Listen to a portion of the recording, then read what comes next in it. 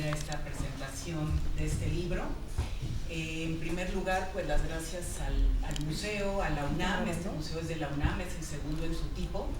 Este Museo de la Mujer fue inaugurado hace apenas 2 años y es parte de la UNAM. Aquí fue la primera imprenta y pues hablamos desde un deber social de la UNAM, una responsabilidad social a la que queremos nosotros participar como seminario Alteridad y Exclusiones, que es el grupo interdisciplinario que preparó y que estudió y que trabajó durante 8 años este libro que hoy presentamos.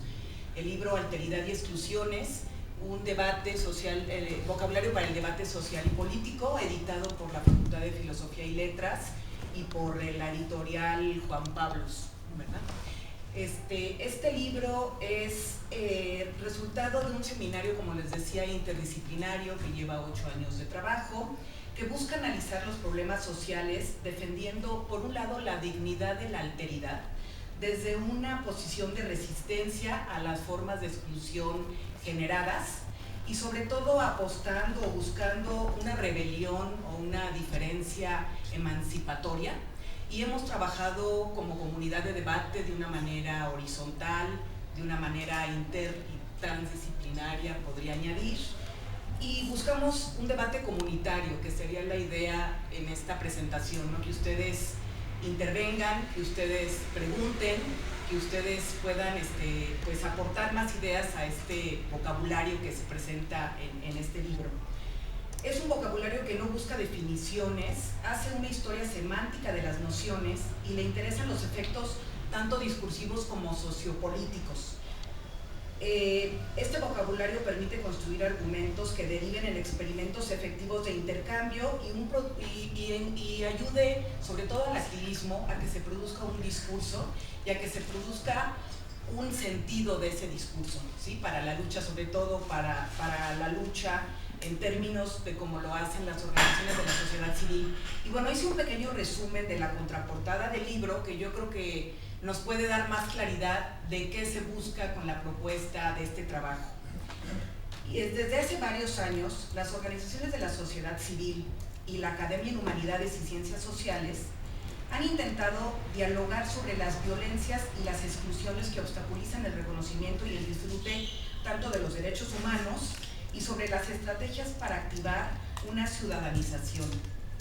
Los vocabularios tanto de las organizaciones de la sociedad civil como de la academia, lejos de facilitar el intercambio, llegaron a oscurecer sus esperanzas compartidas de cambio y de transformación.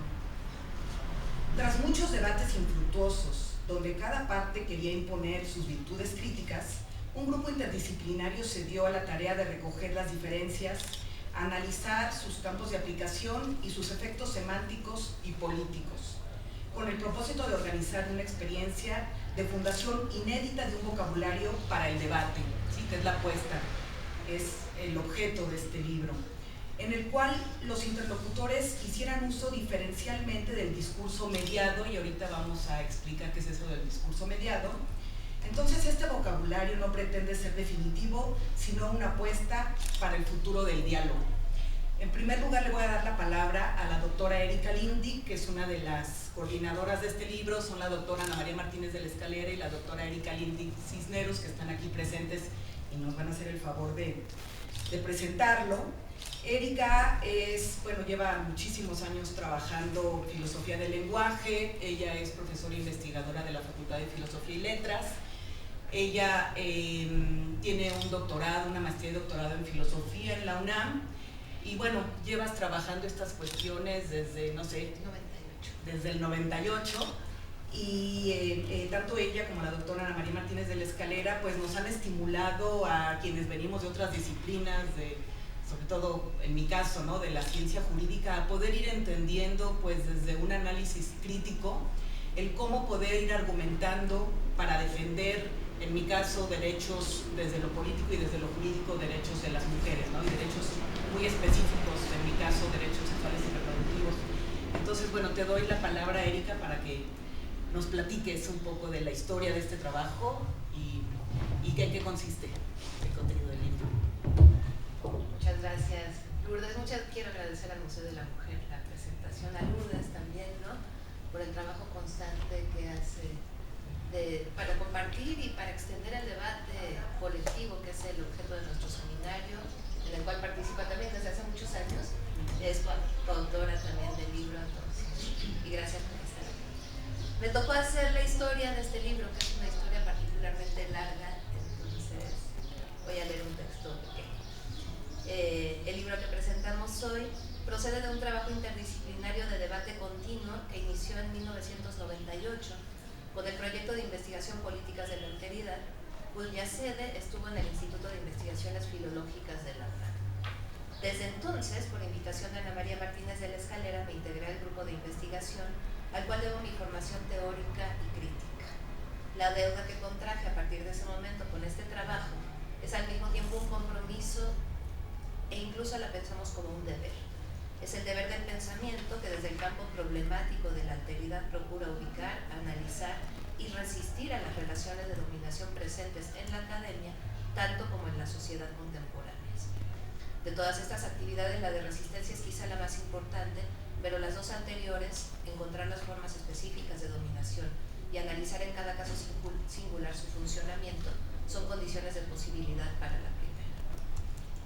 El proyecto ha echado mano entonces del debate interdisciplinario para formular un vocabulario que sirva como instrumental de intercambio para la resistencia a las formas contemporáneas de la exclusión en la academia y en la sociedad. Si bien ambas coordinadoras procedemos de una formación filosófica, tengo un largo paréntesis aquí, en la que yo considero su mejor vertiente, la teoría crítica del discurso, que permite poner en cuestión el antropocentrismo, el falocentrismo y el etnocentrismo que atraviesan toda la historia del pensamiento occidental y que exige el cuestionamiento permanente de sus propios supuestos teóricos. Esta es la teoría a partir de la cual nosotros hacemos el análisis. Bueno, ambas procedemos de aquí. La necesidad del debate con otras disciplinas humanísticas, teoría literaria, filología, poética y retórica, llevó al grupo, en primer lugar, a colaborar con el entonces Seminario de Poética y con el Seminario de Estudios sobre Retórica, encabezado entonces por Elena Beristain, que falleció el año pasado, y le quiero dedicar aquí un homenaje. Ambos del Instituto de Investigaciones Filológicas. La colaboración, con todos los desacuerdos que caracterizan el debate, continúa hasta la fecha. Más adelante, la discusión en torno al testimonio como práctica discursiva de resistencia política y teórica llevó al seminario al PUEG de la UNAM, al Programa Universitario de Estudios de Género, donde se creó una nueva línea de investigación llamada Alteridades de Género, Memoria y Testimonio, a cargo también de Ana María Martínez de la Escalera. El carácter interdisciplinario del debate se enriqueció en esta nueva etapa con la colaboración de especialistas en Derecho, como Lourdes Enríquez, Sociología, Antropología, Pedagogía y muy especialmente en Derechos Humanos. Pero además, y esto fue fundamental para el proyecto, se sostuvo un debate efectivo y muy productivo con diversos miembros del activismo social, tanto de género como de defensa de los derechos humanos. En esta etapa de la investigación se publicaron dos libros, uno Estrategias de Resistencia en 2007 y otro que se llama Feminicidio, Actas de Denuncia y Controversia de 2010, que está aquí abajo también entre los libros que tienen. Las exclusiones de género desde entonces y hasta ahora han sido objeto constante del debate y como sostenemos el carácter incondicional de la crítica, hemos denunciado también las exclusiones que se han producido a raíz de la institucionalización de los estudios de género. A partir de esta segunda etapa del trabajo, se hizo necesario formular un vocabulario común para el intercambio entre los diversos ámbitos del discurso y de la acción, activismos y academia, en función de una necesidad compartida, la invención de nuevas formas o de nuevas relaciones capaces de resistir al esquema de dominación-sumisión tan reiterativo en nuestra sociedad. Es así como hemos llegado a pensar y a poner en práctica un nuevo género de ejercicio crítico al que hemos llamado comunidad de debate. Sin haber sido definidas cabalmente, pues siempre están sujetas a la experimentación y a la reformulación de sus principios, las comunidades de debate sí deben cumplir con ciertos requisitos mínimos. Procurar la horizontalidad en las relaciones que se producen en su interior para resistir a las diversas jerarquizaciones que otorgan privilegios a individuos o grupos, discursos, saberes e instituciones, y que excluyen por prohibición o por desconocimiento u omisión a otros. Reconocer para cada cual el derecho a la palabra, al pensamiento y a la acción, para resistir a sus apropiaciones autoritarias. Sostener la necesidad para la crítica de las formas de exclusión, del análisis de los casos singulares, entre otros principios. Si bien hemos llegado al momento de la formulación teórica de esta propuesta crítica, su práctica se remonta al inicio del proyecto. De ella somos testigos todos los que hemos participado en él, quienes ahí nos formamos, quienes aportaron desde otras formaciones, quienes participaron desde el margen, quienes coincidieron en los debates específicos por haber sido convocados o al contrario por habernos convocado a debatir, e incluso quienes nos han demandado respuestas en nuestra calidad de trabajadores de la universidad pública. Más que una respuesta o una serie de respuestas, el vocabulario que presentamos es una propuesta para continuar el debate colectivo. Heterogéneo como los ámbitos discursivos de los que provienen, como las posiciones o las voces de sus autores, este libro también lo es en la forma de sus textos. Una parte de ellos está compuesta justamente por el vocabulario. Voces como acontecimiento, alteridad, apropiación, archivo, crítica, debate, experiencia, feminismos estratégicos, etc. Pero también incluye estudios más extensos de la historia de los usos estratégicos, semánticos o pragmáticos de estos términos, llamados estudios de vocabulario, así como ensayos en los cuales o se somete a examen dicho vocabulario o se emplea para la crítica de acontecimientos específicos o se argumenta su carácter propositivo e innovador. Todo ello implica una puesta en práctica de la resistencia. Resistencia, como decía antes, a las prácticas específicas de dominación y sometimiento o sujeción constitutivas de las instituciones humanas y de las subjetividades o interpretaciones del sí mismo que se van construyendo en estas prácticas. Prácticas jerárquicas que efectúan la explotación, marginación, exclusión y, en los casos más extremos, que conducen a la dominación, de la dominación al exterminio de individuos o grupos de lo humano o de lo viviente. La apuesta es tan ambiciosa como urgente, tan necesaria como frágil, tan crítica como riesgosa. Este libro es apenas una modesta contribución a su puesta en marcha, pero es también resultado del trabajo y del compromiso solidario de todos aquellos que participaron en las distintas colectividades y que prestaron el oído y la voz para el ejercicio colectivo del pensamiento. Gracias.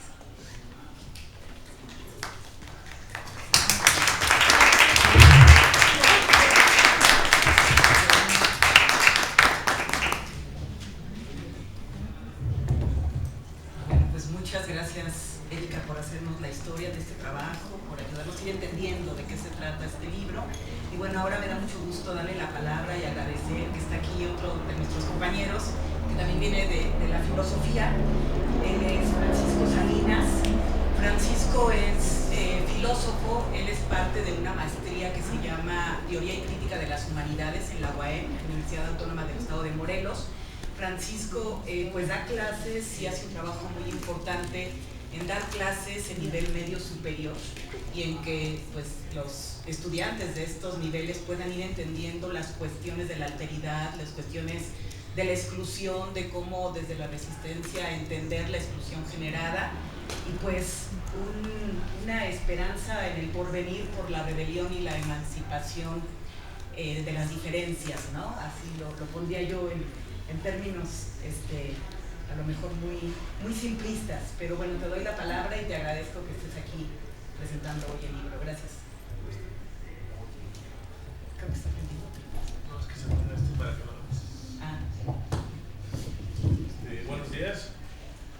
Yo soy Francisco Salinas y participé en la construcción de este vocabulario y precisamente es un poco lo que les vengo a contar, cómo más allá de toda la historia que nos creó ahorita Erika, específicamente cómo trabajamos en la construcción de este vocabulario y un poco lo que yo entiendo que son sus finalidades.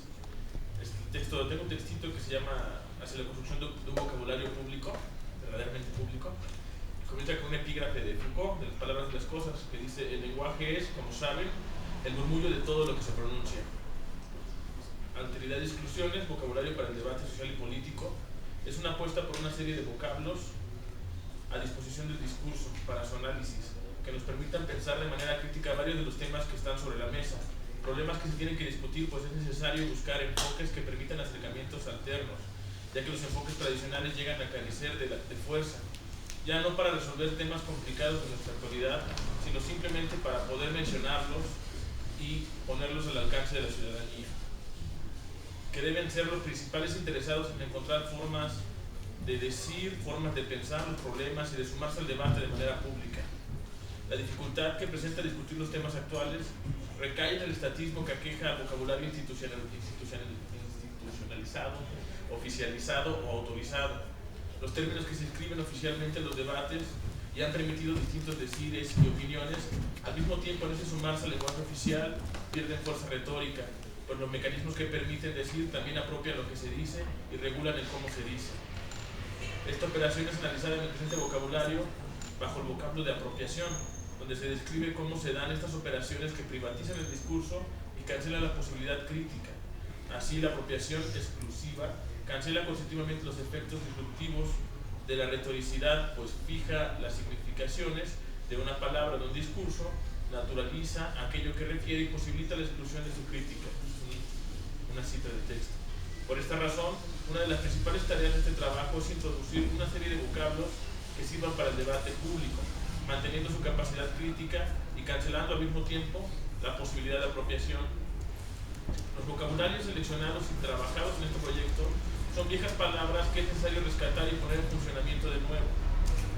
Tomar del uso público regulado y exclusivo para regresar y posibilitar su uso público. Tomas del uso privado que se ha usado en este debate público, pero que realmente lo pueden ser solamente unas cuantas personas. Entonces, retomarlo y tratar de volverlo a poner en función. El uso público del discurso no responde a dichas condiciones de posibilidad y, más que ser exterior a los usos privados, entra en relación tensional con ellos. Su único territorio es el debate y su único gobierno la crítica. Es otra cita. De esta manera se espera permitir un debate donde las distintas disciplinas se valgan de términos que eviten la apropiación, pues no son simples palabras, sino vocablos que describen procedimientos. Esto es posible por la forma en que se trabajó en ellos, la cual queda plasmada en el libro que hoy se presenta. Un ejemplo de dicho trabajo lo podemos encontrar en el término crítica, el cual, primero en forma de lema, pone sobre la mesa la manera en que el seminario retoma ese término, después de múltiples sesiones y debates, en las que se conjuntan todas las multiplicidad de lecturas y ángulos que permite la mezcla de disciplinas de quienes conformamos el seminario de teoría de exclusiones y que nos reunimos ocasionalmente para debatir estos temas. Así, el lema crítica que da cuenta de un deber hacia el futuro, que pone cuestión al presente y que se posiciona y crea su posibilidad a futuro. Entonces, la crítica, el lema es un fragmento del texto que dice el lema crítica, dice: a la crítica no le concierne solamente el pasado, sino que saca su fuerza de proposición sociopolítica del porvenir, un porvenir del que ella no pretende adueñarse ni dirigir ni determinar. Se trata, por lo tanto, de una práctica que, además de cuestionar prejuicios que domina la imaginación creadora social, propone, sin reserva alguna, maneras de hacer y de argumentar inéditos. Después de plantear este lema, hay una parte que se llama estudio de vocabulario, en donde se toma en cuenta que dicho término posee una larga historia y que forma parte de la academia y de la tradición, con lo cual así un determinado funcionamiento o procedimiento se torna complejo. Por tal razón, el término se delimita a un momento o a momentos que retomamos conscientemente porque dicen algo desde donde es estratégicamente conveniente rescatarlos para su refuncionalización. De esta manera se construye una historia estratégica donde se muestra cómo un término ha tenido distintos funcionamientos y usos y que no siempre han querido decir ni producir lo mismo, pero que al mismo tiempo muchos de sus usos han quedado en suspenso o en el olvido, o que se actualizan pero deformados por ansiar de cumplir con agendas distintas a las que en un principio se habían formulado. Por tal razón, el análisis realizado sobre ellas rescata todos esos proyectos que nos permiten retomarlos con mayor fuerza disruptiva. En este sentido de vocabulario, tal trabajo queda manifiesto, pues los autores retomados van, por ejemplo, en el caso del término crítica, de Kant a Deleuze, pasan por Foucault y Benjamin, de los que se van rescatando puntos claves de su pensamiento para reconstruir y reposicionar el término. En este caso, crítica, en donde comenzamos con, bueno, la historia que reconstruimos comienza con el momento de la ilustración con Kant, y el ejemplo de la cita que tomo es la siguiente: la crítica es una herramienta que mantiene a los órganos sociales en constante desarrollo. Si se emitiera la crítica, el resultado sería estatización del desarrollo social e individual. La crítica es una actitud que efectúa un individuo pero cuya responsabilidad es para Kant el porvenir de la humanidad. Posteriormente retomamos a Benjamin, con el constante cuestionamiento sobre la producción histórica del discurso y su posibilidad de lo inédito. Benjamin, la parte de Benjamin dice lo siguiente: la crítica deviene así una política de lectura que permite construir experiencias inéditas de lo humano y necesarias siempre para producir condiciones justas de vida. Después continuamos con Foucault y la posibilidad de permitir la desujetación que pone en cuestión la gubernamentalidad. De esta forma, la crítica, en tanto que actitud de desujetación, se encuentra emparentada con la virtud, toda vez que es en práctica del no gobierno que pone en cuestionamiento no los contenidos específicos de un saber, sino la política de la verdad elaborada por las técnicas de la gubernamentalidad. Para finalizar con la contribución de Deleuze, que evalúa los acontecimientos, su singularidad y su capacidad provocadora de efectos múltiples. La crítica es la descripción de toda producción de acontecimientos que se lleva a cabo de manera singular y origina efectos múltiples. Esto muestra el desarrollo que se retoma de un término para actualizarlo y ponerlo al alcance del debate, para introducirlo de nuevo en el campo de acción y convertirlo en parte de nuestro arsenal teórico, con el cual se posibilita la capacidad de evaluar casos concretos. En estos casos concretos son ejemplo de cómo el vocabulario es puesto en práctica y nos sirven para analizar problemas actuales. Así el término crítica es empleado en el ensayo Crítica de Género, donde el vocabulario es el encargado de desmontar el entramado del constructo género, un fragmento de ese ensayo. En su momento necesariamente negativo, la crítica desmonta un dispositivo que genera sobre las diferencias y la pluralidad de los individuos una posición jerárquica y que relaciona una relación de dominación, mostrando cómo sería la desinterpretación que se retoma de Foucault en ese caso. Habría un tono subjetivo de la crítica, pero no fundado en la figura de un sujeto identitario, sino en un movimiento que va más allá del individuo y hemos decidido llamar devenir mujer. De esta manera es evidente cómo el presente vocabulario es un ir y venir, un vaivén, que se entrelaza construyendo toda una apuesta concreta en pos de buscar nuevos acercamientos a los temas que urge atender. El presente vocabulario es una invitación al debate, es una invitación a armarse con los vocablos y salir a recuperar para el uso público lo que se tenga que discutir en el entorno social y político. Gracias.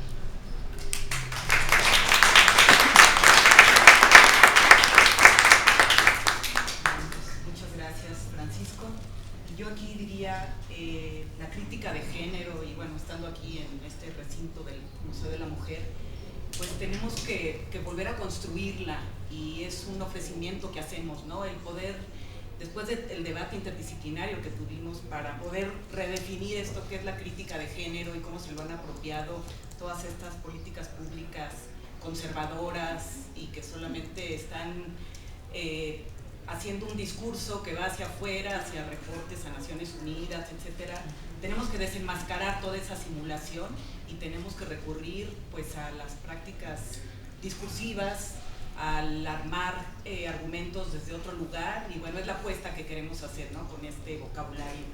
Y ahora le doy la palabra, y también agradezco mucho que estés aquí, a Rocío Mejía, que está mirándonos desde afuera a este seminario de alteridad y exclusiones, que estoy ansiosa de escuchar cuál fue tu lectura de este vocabulario. Rocío pues es filósofa, ella estudió en Jalisco, pero luego vino acá al muy recién inaugurado PIEM, ¿no?, en el Colegio de México. Fuiste, creo que, la primera generación en estudios de la mujer, y luego te has ido al activismo, ¿no?, a poner en práctica toda esta parte teórica para defender a mujeres de carne y hueso en casos concretos, en específico en derechos sexuales y reproductivos. Entonces, bueno, pues muchísimas gracias y te doy la palabra. Pues muchas gracias a ti, Lourdes, por invitarme a leer este libro, y lo que yo voy a decir acá, pues con su permiso y su venia, ¿no?, es una recepción que hago del mismo a partir desde donde yo hablo. No le he puesto título, pero quiero empezar con una declaración política. A pesar de lo que se ve y se oye, yo no soy mujer. Y quizá algunas de ustedes sí lo sean, y quizá muchos de ustedes hayan dejado de serlo hace mucho. De cualquier forma, me adscribo a la quimera. Alteridad y exclusiones, vocabulario para el debate social y político, compilado por Ana María Martínez de la Escalera y Erika Lindig Cisneros, intenta constituirse en una máquina útil para la invención indeclinable de intensas posibilidades del humano a través de lo más político que como civilización estamos publicando, el lenguaje y la promesa de ser justos. El libro es un debate comunitario que no acaba con su publicación y que reinicia en cada entrada bibliográfica una duda, un quiebre epistemológico, un reto activo, una nomenclatura que convoca a otras comunidades y otras conversaciones. Es un libro que provoca y abre puertas, que pone triste y renombra la esperanza, que invoca la memoria y quiere resistir la vida para vivirla plena. Es un libro que siente, que llora, que mira y agarra el tiempo como un murmullo que recorre una y otra vez la montaña de Sísifo y las cadenas de Prometeo. Es un libro que nace de la fuente inagotable de Atenea. Es un diccionario y enciclopedia. Es lucha, bandera y prueba. Es un libro que desarticula las jerarquías y que cava muy hondo en la naturaleza naturalizada de las palabras y las batallas. Es un libro que piensa en voz alta y canta, como una sinfonía a 12 voces, y soboría. Es un seminario en el que circulan Kant, Marx, Nietzsche, Benjamin. Qué defensa tan amorosa la de José Francisco, Adorno, Althusser, Foucault, Deleuze, Derrida y Butler. Entre los más soñados por los discursos y los argumentos que revelan una memoria de víctimas colaboradoras y contradictorias, creativas como las revolucionarias zapatistas y como los fantasmas monumentales del feminicidio en Ciudad Juárez, alerta, sin embargo, entre muchas otras calles, ciudades, desiertos y patrias. Es un libro lo que se llama difícil, y digo como Celia Morós que también el pensar feminista es pensar difícil. A veces es generoso y claro, como algunos hechos, como todas las masacres, a veces llamadas guerra, a veces llamadas ignominia, infamia. Algunas palabras, así la solidaridad política, la violencia necrofílica, la memoria histórica. Espero alguna vez no aceptar como pueblo la reducción de las prácticas vitales ni la reivindicación de la criminalidad como forma de vida. No quiero llorar sobre el nombre de México, ni quiero un epitafio sobre mi cuerpo de cadáver filosófico, sobre nuestra capacidad de pensar infinitamente, ni sobre nuestros desacuerdos. Decidí pensar alrededor de lo que podría debatir con el libro y sus autoras y autores, el género y el feminismo, pues como orientadora en una clínica de aborto busco una otra aproximación a un cuerpo que ni decide voluntariamente y que borda sobre la vida y no sobre sí mismo. De esta manera mis dialogías son con Ana María, Erika, Lourdes, Circe, Armando y José Francisco, solo la mitad de la sinfonía. Empezaré por la categoría de género y por decir que la definición de la ONU, además de naturalizar, deshistorizar, borra a las viejas y los viejos, como si nunca fuéramos a morir o si la construcción y usos del género carecieran de generaciones pasadas, de historia. Me importa traer aquí la edad olvidada propositivamente porque nuestra época exige cuestionar las pensiones laborales, la salud de una sociedad que ancianece y de una juventud que adolece de un futuro a largo plazo. No hablar de ancianas y ancianos en una definición que pretende ser incluyente de los cuerpos, las acciones, los territorios y las políticas me obliga a debatir además las políticas y policías de las inclusiones. El silencio abarca lo que se nombra. El género es también solidaridad con la generación y la memoria, con la reducción y reparación del daño, con la justicia, una voz pendiente de vocabulario, radical de lo humano y la humanidad. De género hablamos cuando deconstruimos la posibilidad de los cuerpos, palabras y deseos anómalos, discapacitados por la biología molecular de quienes no han vivido un no propio. Por eso me sorprende, Ana María, que no haya sexualidad en lo diverso, en la diversidad. Y me asombra también que no haya ecologistas. Quizá haga falta en este debate una transexual equivocada de paisaje, de ensaladas y de verduras. Y es que esta guerra de palabras con que nos atisba la política nos hace olvidar de quién es la pobreza y de quién es la basura. Porque nuestras viejas y viejos no son desechables, aunque mueren con mayor premura. Y es ahí donde el cuerpo se erige, se acumula, como el pasado ante el ángel de Folkley. Y me gusta imaginar que el cuerpo ya es mío a pesar de la esclavitud voluntaria en la que trabaja, que no es una mercancía de bajo costo adquirida a fuerza de parir y no parir, de ser hermosa y blanca, de hacer del óvulo una partícula significativa cuando la eyaculación atina al blanco. Me gusta imaginar que es mío para los goces y placeres, para el amor de poetas reconciliados con la vida, para el dolor y la enfermedad, para la revolución del pensamiento y para el juego crítico de no aceptar su sentido minusválido en un contexto de heterosexualidad materna, de biología abajo del ombligo, de vulnerabilidad obligatoria para el Estado patriarcal que ama ser invocado como protector y garante de mi mayoría de edad, de mi futuro, de mi autonomía, de mi libertad, de mi energía, también petrolera. Entender que mi cuerpo y mi vida no acaban en una interrupción del embarazo porque ahora es seguro y abierto, porque abortar no resuelve una biología u otra, porque abortar defiende una experiencia de sublevación, la posibilidad de un diálogo solidario con la alteridad, sin exclusiones, porque la maternidad requiere límites a la omnipotencia de salvaguardar la humanidad a solas, y si Dios ha muerto, que viva la solidaridad como colaboración en el deseo continuo de liberación de quienes hemos ocupado silenciosamente el sitio predilecto de las identidades y los géneros bipolares. Cuerpo y género, generación de probabilidades, degeneración de naturalezas ficcionales, resistencia al gobierno y al capitalismo que quieren sembrarnos de enemigos donde hay un semejante sólido, una república de isonomías donde debaten como iguales los silencios y los signos.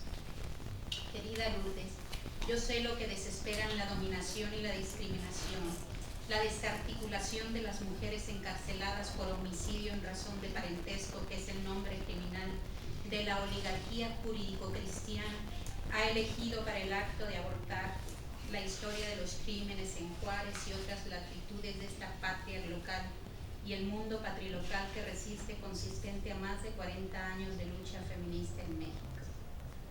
Entiendo también las obligaciones del Estado democrático que sin embargo impone la ley a través de la violencia.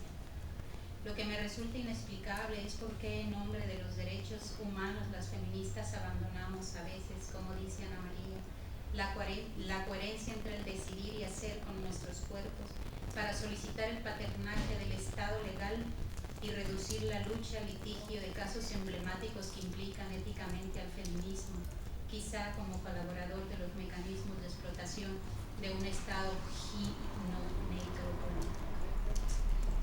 Los derechos humanos surgen en Nuremberg, de la catástrofe humana generada por el nazismo como discurso, imagen y práctica, cuyos efectos totalitarios dieron origen a ellos a manera quizá de un discurso monumental contra la barbarie civilizatoria del proyecto ilustrado del totalitarismo.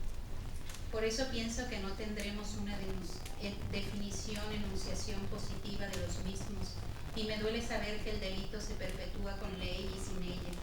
Y por eso quisiera, Erika Lindig, que me dijeras con qué vocabulario crítico hay que definir el crimen, que el poder que nos produce como sujetos, subjetividades y actos estaba antes de nosotras y nos han permitido pocos desplazamientos del mismo, que se reorganiza como cabeza de hidra en nuestros discursos y en nuestros sueños, sin historia por venir.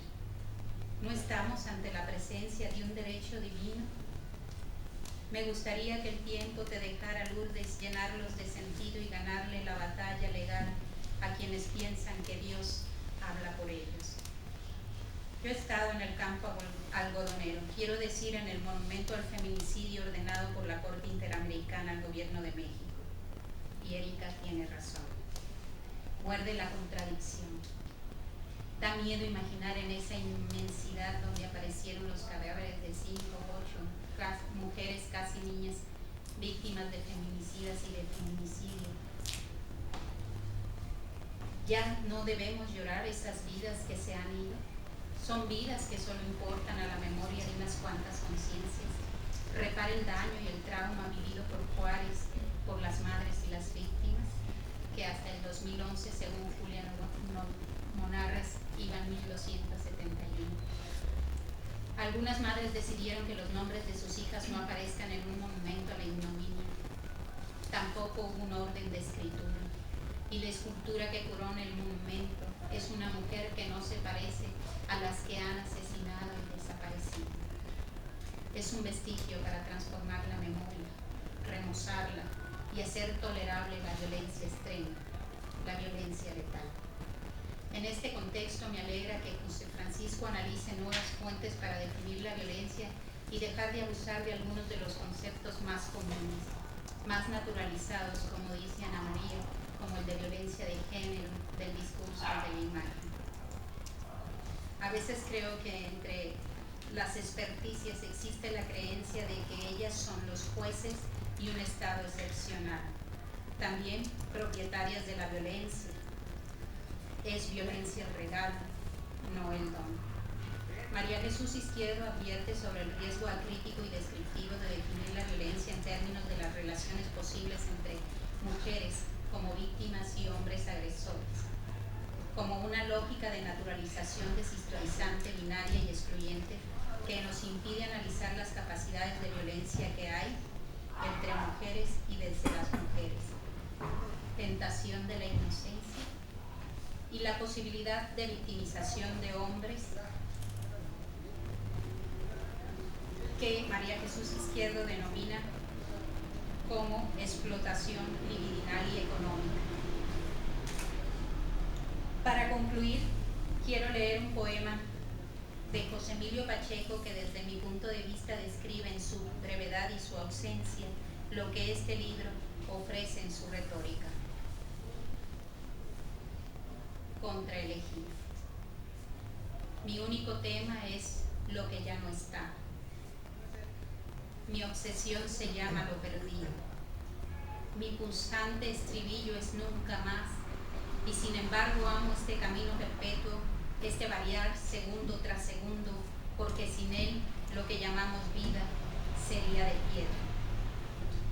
Desde que empecé a leer Alteridad y Exclusiones, me dije, no quiero inmunidad ante la memoria, el pensamiento crítico, ni ante la humanidad. Muchas gracias a esta comunidad de debate por recordarnos la importancia de hacer de nuestras luchas un acto sólido y creativo en que renazca la esperanza del pensar crítico. Y felicidades a ustedes que están a punto de leerlo, lo han leído ya, porque Alteraciones y Exclusiones es un libro inteligente, una talla colectiva del pensamiento ético de nuestro siglo, una litografía de 500 ejemplares y está vivo. Gracias, Rocío.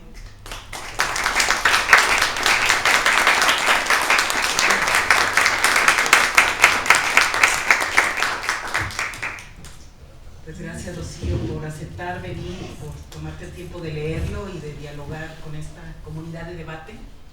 Y bueno, pues te paso la palabra, Ana María, y te doy las gracias por ser tan generosa, por haber formado esta comunidad de debate, por abrirnos a quienes venimos de otras disciplinas, pues otras formas de mirar, otras perspectivas, y bueno, hablo por mí, ¿no? Que para mí es como el único lugar de privilegio y el único lugar donde nos podemos centrar, reflexionar y poder concretar ese avenir o ese porvenir, ¿no? Del que habla Derrida, que poco a poco lo voy entendiendo. Y bueno, te paso la palabra, Ana María, profesora investigadora de la Facultad de Filosofía y Letras de la UNAM. Tiene innumerables publicaciones, que bueno, ni apunté nada porque yo creo que mejor te escuchamos.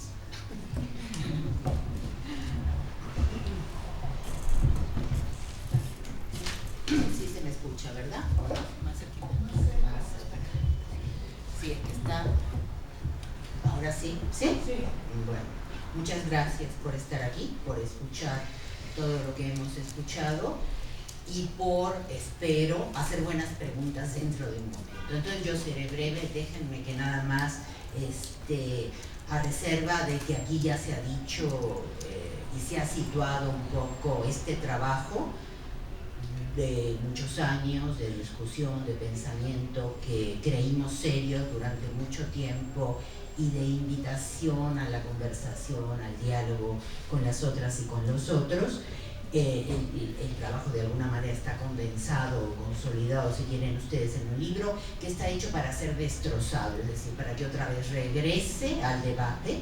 De ninguna manera tiene una pretensión de haber acabado cada una de las palabras o de los conceptos que aparecen. Los conceptos no son conceptos descriptivos, no son conceptos con pretensiones explicativas, son más bien conceptos que presentan todas las contradicciones que la conversación entre la academia, las organizaciones y quiero creer las víctimas cuando describen los excesos del poder y los actos de injusticia y ese entrecruzamiento entre esas voces y la manera como esas voces toman la palabra es lo que aparece en cada una de las entradas. No, le hemos puesto vocabulario pensando en un viejo autor que trabajamos hace mucho tiempo, que llegó a escribir a finales de los 60, si mal no recuerdo, un vocabulario de las instituciones indoeuropeas, a las que sentimos de alguna manera como nuestro origen, la familia, la religión, el Estado, la política. Y nos parecía bien utilizar el término de vocabulario, no solo para mostrar lo que evidentemente parece a cualquiera que abra el libro, es una lista de palabras ordenadas alfabéticamente, sino, si quieren ustedes, las fuerzas que se van juntando y tejiendo cuando juntamos la primera palabra con la segunda. La primera es, por cierto, alteridad, ¿no? Y cómo se va juntando y a medida que uno va leyendo una nueva entrada, le queda clara la primera.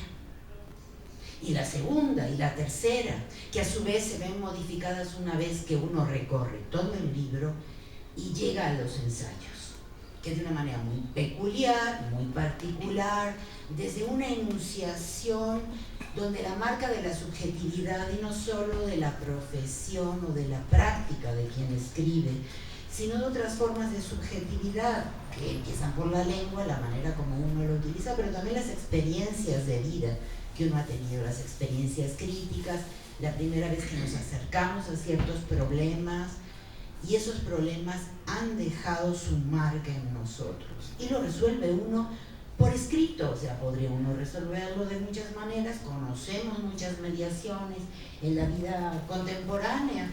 Hay análisis, hay terapias de mucho tipo, hay amigos, hay solidaridad, hay muchas maneras de resolver las huellas que nos dejan las experiencias, sobre todo de injusticias. Una manera de hacerlo para nosotros que nos resultó fructífera, porque también la podemos hacer circular más ampliamente, es mediante la escritura.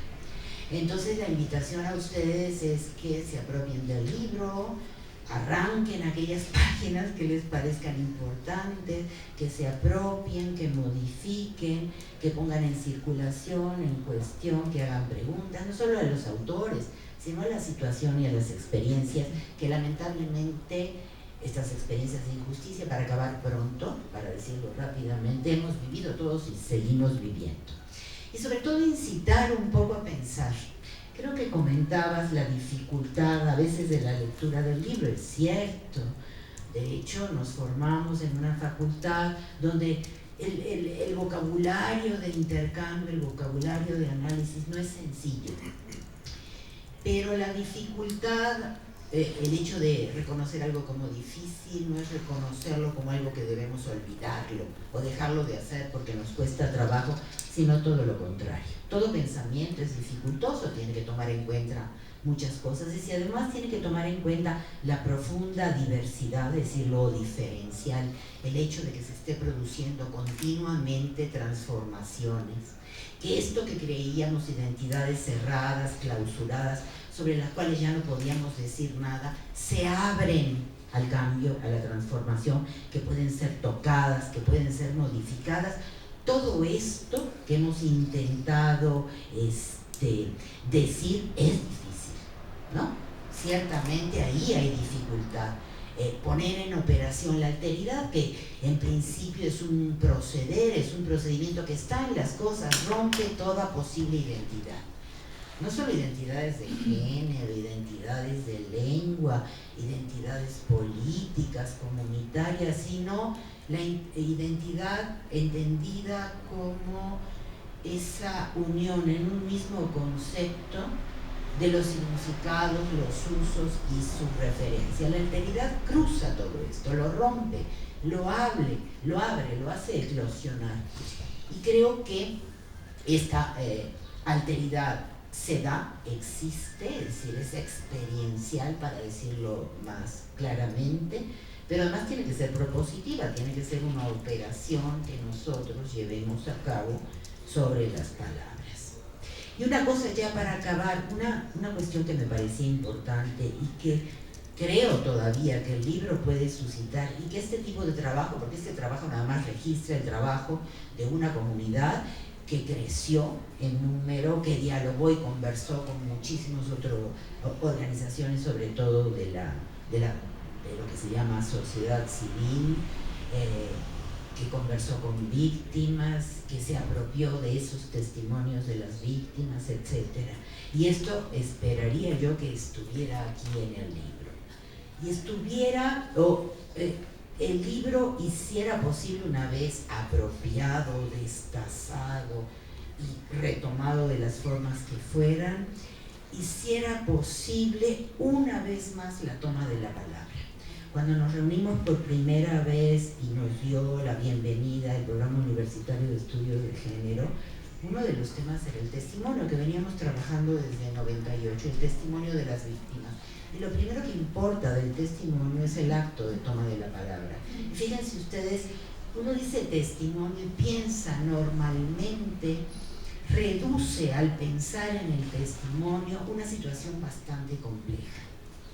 En realidad, en lo que se refiere a las mujeres que han sido victimadas por la violencia de género, y nosotros definimos género como una producción que victimiza, por supuesto, a todos aquellos que aparecen divididos en dos géneros, esas mujeres que han sido victimadas mediante esta máquina que produce una y otra vez el género, y lamentablemente lo produce y es aceptada por muchas mujeres, o sea, no se nos impone desde afuera, se nos impone porque nos configura, nos modifica, produce también una corporalidad, sentimientos, pasiones muy determinadas. En el momento que esto se quiere decir y se quiere aparecer mediante el testimonio como una víctima de esta máquina de guerra que es la producción de género, se cruzan varias cuestiones. Primero, la pregunta de en qué lenguaje, en qué vocabulario vamos a tomar la palabra. Si el vocabulario que ha descrito lo social, el de la academia, por ejemplo, está marcado primero por esa verticalidad de toda academia, su propia cerrazón, su hermetismo en la utilización de los conceptos, en su propia reglamentación, pero también por la marca del propio género, ¿no es cierto? Es decir, esta producción del género está ahí también en los usos particulares del lenguaje. Entonces, primer problema, ¿cómo podemos apropiarnos del lenguaje? No para que el lenguaje nos hable, sino para hablar mediante el lenguaje, y un lenguaje que a veces uno tiene que tratar de manera fuerte, ¿no? De manera violenta, para hacerlo decir lo que uno quiere y no que nos haga decir otra cosa. Entonces, ese era el primer convencimiento, la primera experiencia que teníamos, que nos convencía de que la toma de la palabra no era sencilla y que no se va dando por etapas. Es decir, ya hemos conquistado la lengua, ahora a ver qué conquistamos en el ejercicio del género, sino que todo el tiempo se pone en evidencia que ese lenguaje nos puede volver a reconquistar, puede volver a apropiar esa palabra. Entonces, ese era algo que nos preocupaba en relación con el testimonio. Otra cuestión que nos preocupaba es que en general el escenario donde el testimonio se hace posible está previamente, diríamos, estandarizado. normalizado de tal manera que se decide previamente, y la pregunta es quién decide y cómo, a partir de qué criterios, quiénes deben tomar la palabra y quiénes representan de alguna manera y pueden tomar la palabra para hablar de las mujeres. Hemos insistido que el testimonio o la toma de la palabra está marcado por la singularidad, es decir, por esa especificidad, y una especificidad que no se agota en la toma de la palabra de un individuo mujer, sino el hecho de que ese individuo mujer debe tomar la palabra muchas veces y ninguna de esas palabras agota su actividad testimonial. El testimonio muestra, se hace desde distintas instancias enunciativas, está atravesado por distintas necesidades, por pasiones, por deseos, y no únicamente por ese cuerpo que utiliza sus cuerdas vocales para hablar públicamente. Ese era otro problema que nos preocupaba y que teníamos que relacionar con el primer tema de la instancia del lenguaje, en qué lenguaje hablar. Y fueron saliendo poco a poco, y sobre todo en la conversación con las víctimas, todo lo que implicaba la toma de la palabra. Hay una educación de la toma de la palabra. Y una educación, diríamos, para la emancipación, no una educación para estandarizar la toma de la palabra y hablar como debe de hablarse, por ejemplo, en un espacio, en una asamblea, en un espacio jurídico o regulado jurídicamente, o en una institución de enseñanza, o en una entrevista periodística, etcétera, etcétera, ¿no? No se trata de llegar a ser eficientes en el sentido de expertas en la toma de la palabra y dedicarse a esto, sino que se trata de esa costumbre, esa experiencia que uno va tomando justamente cuando uno decide testimoniar, no se convierte en un uso estereotipado del testimonio, que no se vuelva una profesión el testimoniar tampoco, porque ahí hay un peligro. O sea, la toma de la palabra, que te ubiquen en un lugar como interlocutor o interlocutora, va acompañado de ciertos privilegios, y hemos aprendido también a gozar esos privilegios o esos pocos privilegios, estar todo el tiempo regresando a una propuesta crítica y saber que el testimonio también implica peligros, es lo que también nos preocupa, y nos preocupa porque en la conversación con aquellas que han testimoniado, esto se pone de manifiesto a cada paso, y hemos insistido en esos peligros. Es decir, no nos autoinmunicemos con nuestro propio ejercicio crítico, regresemos una y otra vez a lo que significa la crítica y cómo nos reubica en distintos lugares, y cómo la necesidad de testimoniar esto frente a las otras, frente a los otros,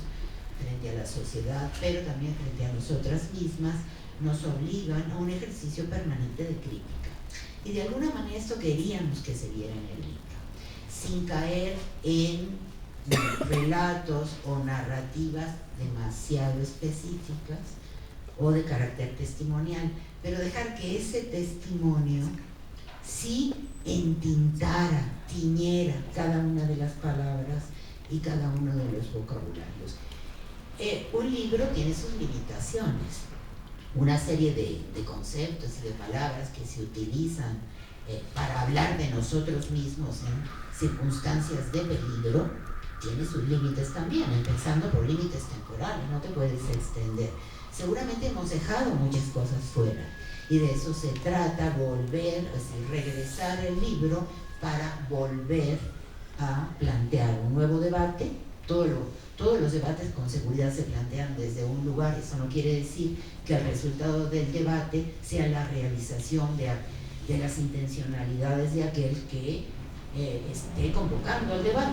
Creemos de verdad que el debate camina por sus propios pies, abre nuevos caminos y regresa a aquellos que al principio se acercaron, y regresa de tal manera que te golpea y te hace ver cosas que no habías visto antes. O sea, tiene un poder de verdad de inventiva enorme, y creo que lo hemos de alguna manera comprobado. Entonces ahora lo que queremos es retroalimentación, como suele decirse, es decir, abrir otra vez la conversación y que la conversación avance por su propio pie.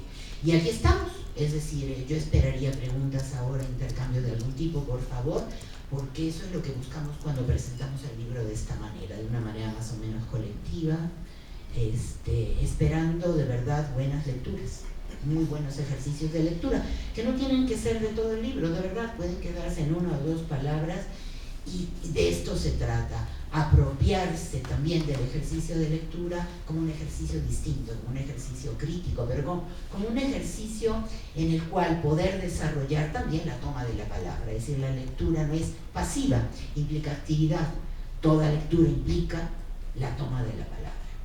Gracias por estar aquí, por escucharnos.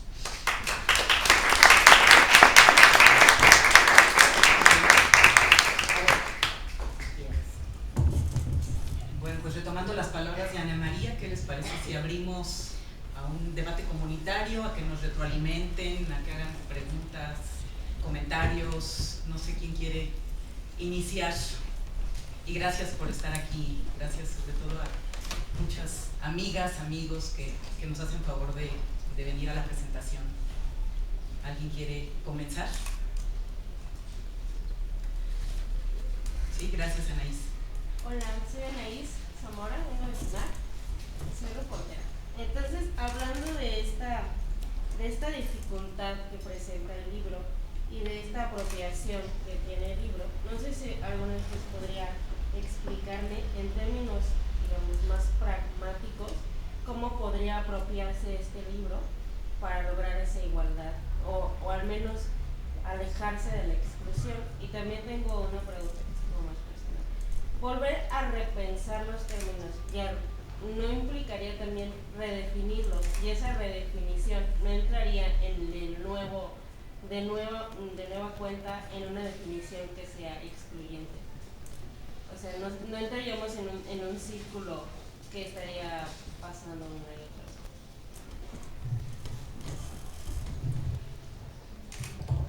A ver, prefiero contestarte la segunda, es más fácil. La respuesta, no son definiciones lo que hay en este libro, ¿no? Si entendemos por definición una delimitación del sentido de un término, los términos que aquí presentamos son términos que tienen significaciones múltiples, por una parte, y se considera que además estas significaciones múltiples a veces son contradictorias, vaya, son usos, ¿no? Lo que estamos presentando, por una parte, y por otra parte son usos propuestos también.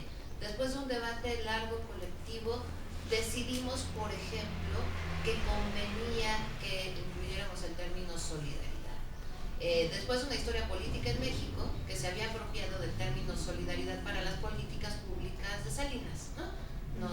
Probablemente tú no te acuerdas, pero nos parecía pues que este término había sido apropiado de una muy mala manera y entonces molestaba el sonido, ¿no?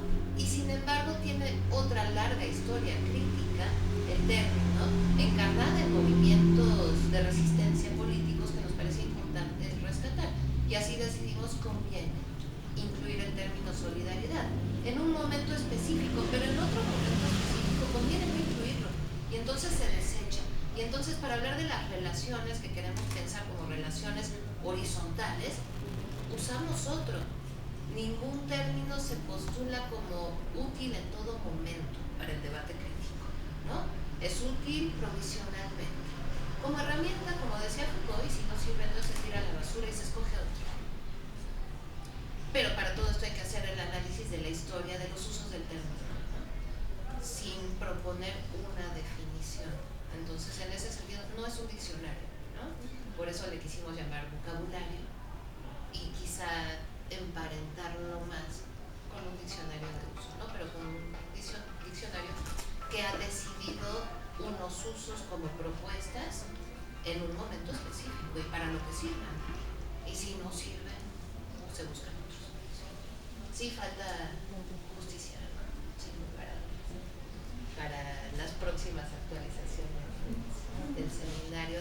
No sé si ¿qué se hace con la dificultad? Creo que tienes razón, que hay un peligro. Cuando uno trabaja con el lenguaje, el peligro está ahí porque utilizamos el lenguaje de muchas maneras, las palabras, nociones, términos, conceptos, como les llamemos, que utilizamos para nombrar, describir algo, pero sobre todo para ponernos de acuerdo, para tomar decisiones.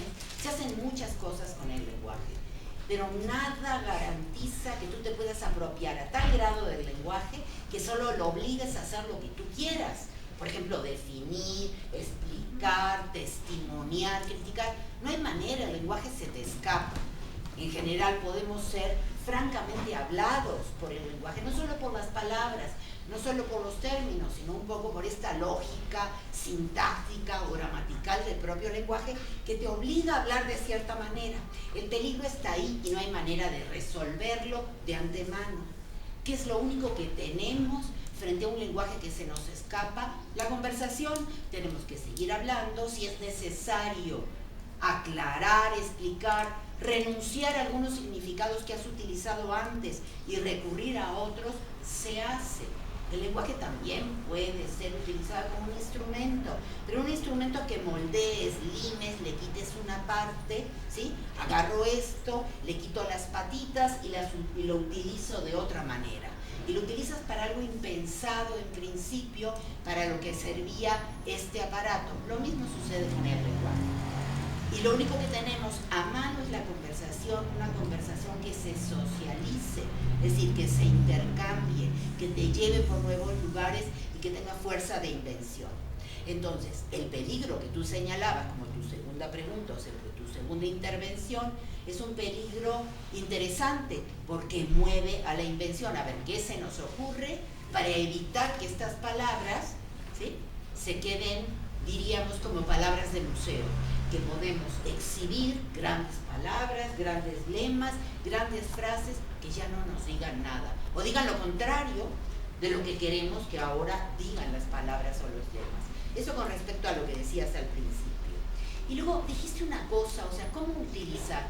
Mira, un libro uno lo utiliza como quiere, yo de una manera un poco bromista quizá, porque no me gustaría que se agarrara este libro y se lo destruyera, es decir, no es mi interés. Pero lo dije de esa manera un poco brusca, un poco exagerada, para decir todo lo que se puede hacer con un libro. De verdad, sacas una palabra, una página, recortas esa palabra, te la pegas en algún lugar, la piensas y la renuevas. Y renuevas tu vocabulario, de pronto aparecen experiencias en las que no habías pensado y esa palabra te permite ponerle nombre, contar un relato a partir de algo que ha sucedido distinto. En el lenguaje está esa posibilidad y es una posibilidad importante. Quiere decir que tú puedes hacer lo que quieras con las palabras, pero en principio, cada vez que, no sé si les ha pasado, que es una experiencia habitual, tienes que pensar algo y entonces tomas algo que ha dicho alguien al respecto y de ahí te empiezas a dar cuenta todo lo que no dijo, todo lo que tú podías agregar, ¿sí? Cómo puedes pensar en experiencias que ese autor, quien propuso una expresión determinada, no logró proponer, incluso preguntarte por qué no lo hizo de esta manera, y eso ya es estar pensando de una manera activa. Lo importante es que el vocabulario te posibilita esas miles de actividades y no te las cierra porque, como bien decía Erika, no son definiciones cerradas, están abiertas a la intervención porque son el producto de diversas intervenciones y de diversas pasiones también, y enojos y odios e imposibilidad de utilizar el lenguaje como uno quiera y saber que, bueno, como queremos que esto también comunique y que sea apropiado por cualquiera, pues no inventas nuevas palabras, utilizas viejas expresiones para decir cosas que en su momento esas expresiones no querían decir. Pero fíjate, dijiste otra cosa más en tu primera intervención que me pareció importante. Hablabas un poco de una utilización instrumental del vocabulario para lograr la igualdad, decías tú en un momento dado. Yo te diría, lo importante es tomar la palabra, y la tomamos a partir de las palabras que han sido tomadas por otras y por otros antes que nosotros. Y eso ya es actividad. Y esa actividad es una actividad emancipadora, porque en general no tomamos la palabra, repetimos lo que nos dicen que debemos repetir, ¿no? O sea, nos seguimos comportando de una manera bastante normalizada, normal, estandarizada, ¿no es cierto? Bueno, tomar la palabra implica sobre todo una actividad. Y una actividad fuerte, una actividad que puede ser violenta, porque cuando tomas la palabra, callas a otra persona o callas un discurso ya normalizado, ¿no? Y decides tomar la palabra y decides apropiarte de un espacio y apropiarte de la escucha de los otros, siempre abierta a la escucha posterior, ¿no es cierto? Todo eso es actividad, y esa actividad quiero creer yo, en tanto que actividad implica también una actividad no normalizada, no regulada, para eso reservamos la palabra acción. Actividad quiere decir en principio cierta libertad, cierta improvisación, no sabes a dónde vas a llegar, pero estás siendo activa, estás haciendo, sabiendo y diciendo, ¿no es cierto? Y esto es lo que importa. Si a esto le queremos llamar igualdad de condiciones para la toma de la palabra, que los viejos griegos cuando inventan la democracia le llaman isonomía, ¿no? O sea, igualdad de toma de la palabra, perdón, isegoría, la dije al revés, isegoría, es decir, esta posibilidad más o menos independiente, diríamos, autónoma de toma de la palabra, sin recurrir a un ritual, a una ceremonia que regule las intervenciones o las tomas de la palabra. Quiere decir que la lectura, esperamos, invite a esto. Sin ceremonia, te apropias del libro. Sin ceremonia, ni siquiera lo tienes que citar, citando nombres o autores o autorías. Es el producto de la comunidad, de verdad. Y en ese sentido es un trabajo anónimo de creación de pensamiento. Y eso ya, creo yo, es actividad. Creo que es suficiente, aunque no le llamemos al final del camino igualdad. ¿Sí? Es toma de la palabra. ¿Qué más igualdad en principio queremos en una asamblea, en una reunión de este tipo, que la posibilidad creativa, innovadora, inédita de la toma de la palabra? Una cosa más, porque preguntabas a nivel muy pragmático qué hacer con la dificultad de lectura del diccionario, ¿no? Porque ciertamente uno piensa para un vocabulario para el debate social y político está muy cargado de términos teóricos. Y entonces también muy pragmáticamente te respondo que no las entradas, sino los estudios de vocabulario y también los ensayos tienen una bibliografía que no es la bibliografía citada, sino es una bibliografía propuesta para ubicar los términos teóricos en las discusiones de las que proceden, ¿no? Entonces nos tomamos ese trabajo también para hacerlo más accesible. Hay entonces largas listas de sugerencias, ¿no? De sugerencias bibliográficas. Pero fíjate una cosa, la dificultad es también rigor. En general pertenecemos a una colectividad académica, pero también social, que supone que la toma de la palabra de las mujeres no es rigurosa. Es decir, que las mujeres decimos hoy una cosa y mañana otra, y que podemos ser ambiguas, y que nos abrimos a tal grado a ciertas pasiones que no podemos sostener argumentación. Esto no es cierto. Entonces, hemos intentado en estas pequeñas palabras dar cuenta de que se puede pensar con rigor, no excluyente, pero que podemos argumentar con estas palabras. Que esto no es simplemente una respuesta inmediata a una situación, implica mucha discusión, mucha conversación, dejar hablar a las otras y a los otros, dejar que esta palabra no sea arrebatada y la volvemos a retomar. Y en ese sentido la dificultad quiere decir, ahí también hay contenido, ahí también hay algo propositivo, no es una reacción inmediata a una situación violenta que debe ser entendida de una manera pasional. En general, notamos esto hace mucho tiempo cuando abordamos el tema del testimonio. Hay que dejar hablar a las víctimas, no porque digan la verdad, no porque expliquen y sean un poco la clave para entender lo que pasó, sino porque tienen derecho moral a la toma de la palabra por el daño que han sufrido. Ahí se minimiza a la víctima, se la vuelve a victimizar. También la víctima tiene derecho a dar una explicación de lo que pasó, a intentar pensar en ofrecer soluciones y no únicamente darle la palabra, porque tenemos que escuchar a aquellos que han sufrido daño, como si fuera una cuestión meramente moral, ¿sí? También en el testimonio, también en la voz que toma la palabra, hay propuesta argumentaria, hay propuesta, hay relación con la verdad. No es una cosa meramente de visibilizar el dolor. El dolor también puede ser un camino o una vía a la verdad, si lo podemos argumentar, ¿sí? Entonces eso también hablaría o intentaría dar cuenta de lo que para nosotros es dificultad, ¿sí? Sí, hay dificultad, pero de eso se trata, de apropiarnos de esas dificultades. ¿Alguien más quiere intervenir? Bueno, ¿qué tal? Mi nombre es Miguel, yo soy de Tijuana, pero vivo acá en el DF desde hace un tiempo. Y nada, en realidad, primero felicitarles por el libro. Yo vengo acá casi de casualidad porque una amiga que vino de Tijuana me invitó, me dijo que iban a estar acá, entonces me cayó como anillo al dedo porque justo estoy trabajando. Es parte de esta comunidad de debate, Sí. de la frontera norte. Pues Marichel y yo trabajamos juntos en un proyecto en particular con mujeres usuarias de drogas inyectables. Entonces, justo desde ahí, que sobre todo son deportadas o son mujeres migrantes de México o de Centroamérica, de Sudamérica también algunas. Pues ahí empezó mi trabajo más como a manera de crítica y de problematización, pero no encontré mucho en la frontera como un espacio donde poder hablar de estas cosas. Más allá de Marichel, pues, y nuestro círculo que éramos nosotros, ¿no?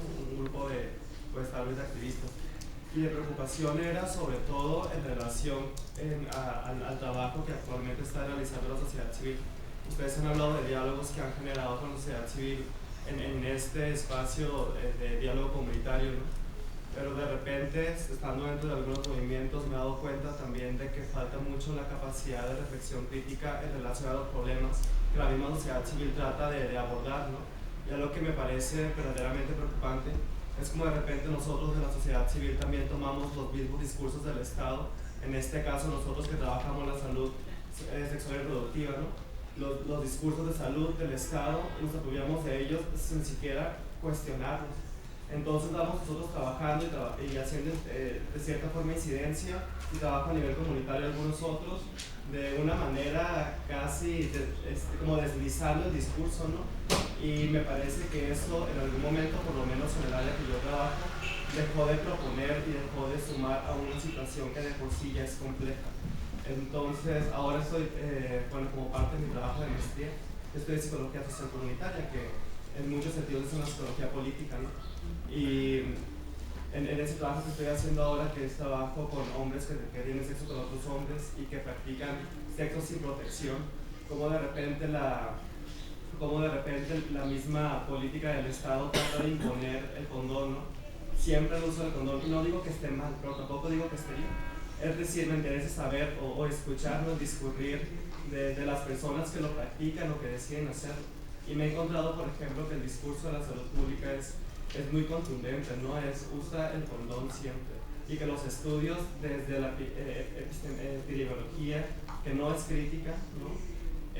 Van mucho encaminados a pensarlo como una cuestión de placer. Y no lo descalifico y creo que tiene razón, pero también creo que es algo que tuviera que ser pensado desde un posicionamiento más político y más ético, que en este momento no creo haber encontrado, quienes hemos estado platicando de esto, entre ellos Marichel, por ejemplo, no hemos encontrado como algún eco dentro de este discurso de la salud pública. Entonces, no sé si tengo una pregunta concreta, sobre todo era más como expresar esta necesidad que tengo de expresar, usar la palabra, pero en todo caso preguntaría, además del seminario y ahora del libro, ¿no? que voy a leer con mucho gusto, ¿en qué medida ustedes en esos espacios tratan de articular más con el trabajo que hacemos desde la sociedad civil para que nosotros podamos repensar estas otras lógicas, digamos, de nuestro actuar, nuestro devenir como participantes de esta sociedad y de lo que estamos construyendo, ¿no? resistencia, alteridad, exclusión. Estoy leyendo ahora sobre un concepto que es el de expulsión, que me parece también que hay que repensar mucho, como no tanto como dicen las autoras, no tanto como un estado cristalizado, estar en el afuera, sino como la expulsión en ese sentido de entrar y salir de un sistema, ¿no?, que te va provocando eso en un operatorio. Entonces nada, eso yo creo que sería mi pregunta en todo caso, como cómo se acercan ustedes o cómo buscan acercarse más a la sociedad civil en esos sentidos de tratar de problematizar las cuestiones que ya trabajan. Fíjate, nos preocupaba conformar un grupo y una comunidad de debate verdaderamente interdisciplinaria, en principio transdisciplinaria, que rebasando un poco estos límites de la academia y de la figura del experto, se acercara a los problemas, empezando por la cuestión del testimonio, ¿no? No dar la voz, sino ver esos momentos, esos espacios donde se toma la palabra y de qué manera. Un poco como lo hiciste tú, tomaste la palabra, diste tu testimonio.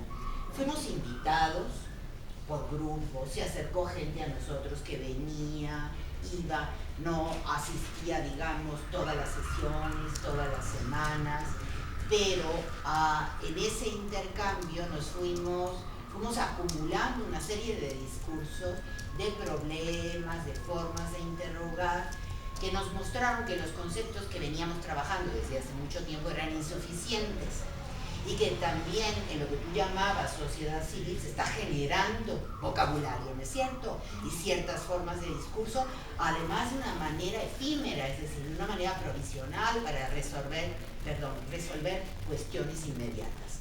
Y que lo interesante era considerar ese aspecto, entre otros, o sea, cómo estar al día de un vocabulario que está cambiando día con día, porque suceden cosas, hay experiencias, y es necesario modificar el discurso, sobre todo porque ese discurso puede ser reapropiado justamente, digamos así, por los enemigos, ¿no?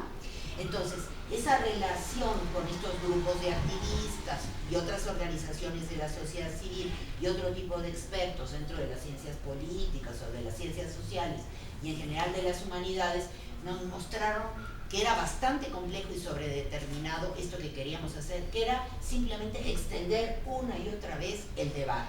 Y un debate más o menos igualitario, es decir, sin que tuviera precedencia la academia sobre los activistas, pero tampoco al revés, sino vamos a conversar, ¿no? Porque quizá no nos hemos aprendido a oír. Ahí el valor era el de la escucha. Ahora, dijiste una cosa interesante, dijiste a veces estamos repitiendo ciertas cuestiones que nos vienen, digamos, ofrecidas de una manera que deberíamos cuestionar por las instituciones. Y las instituciones funcionan de una manera vertical y tienen intereses biopolíticos que no son los nuestros, ¿no? Decías, un poco traduciéndolo al vocabulario que hemos utilizado. Ese es un peligro permanente, pero es un peligro permanente tanto para la academia como para los activistas de las organizaciones sociales. Poner el dedo, en principio, en cuál es ese uso que en este momento es el más peligroso. ¿Dónde aparece ese peligro inminente aquí y ahora?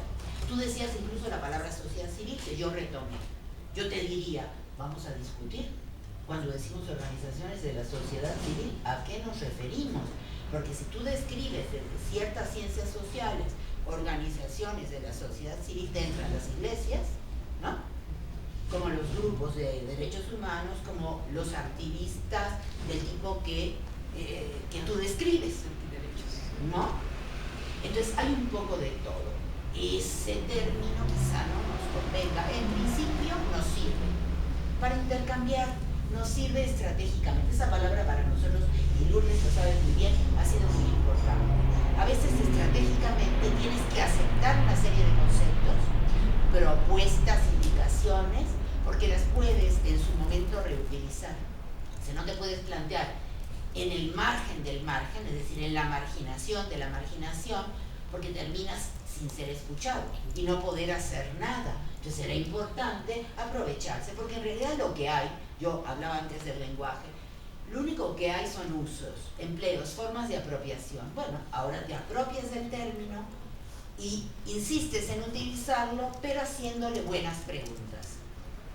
término o situación o fenómeno. Tú hablabas del uso o no, del uso del condón, su relación con el deseo, con el placer, con el goce, con la sexualidad entendida en principio desde un modelo heterosexual que hace ya y que margina una práctica homosexual que está vista de una manera moral o ética como algo equivocado. Es decir, hay una cantidad de cuestiones que uno dice, bueno, voy a retomar esto porque nuestra principal preocupación ahora es la gente que se está infectando, ¿no? Y dejamos para un poco después, y un poco después es al día siguiente.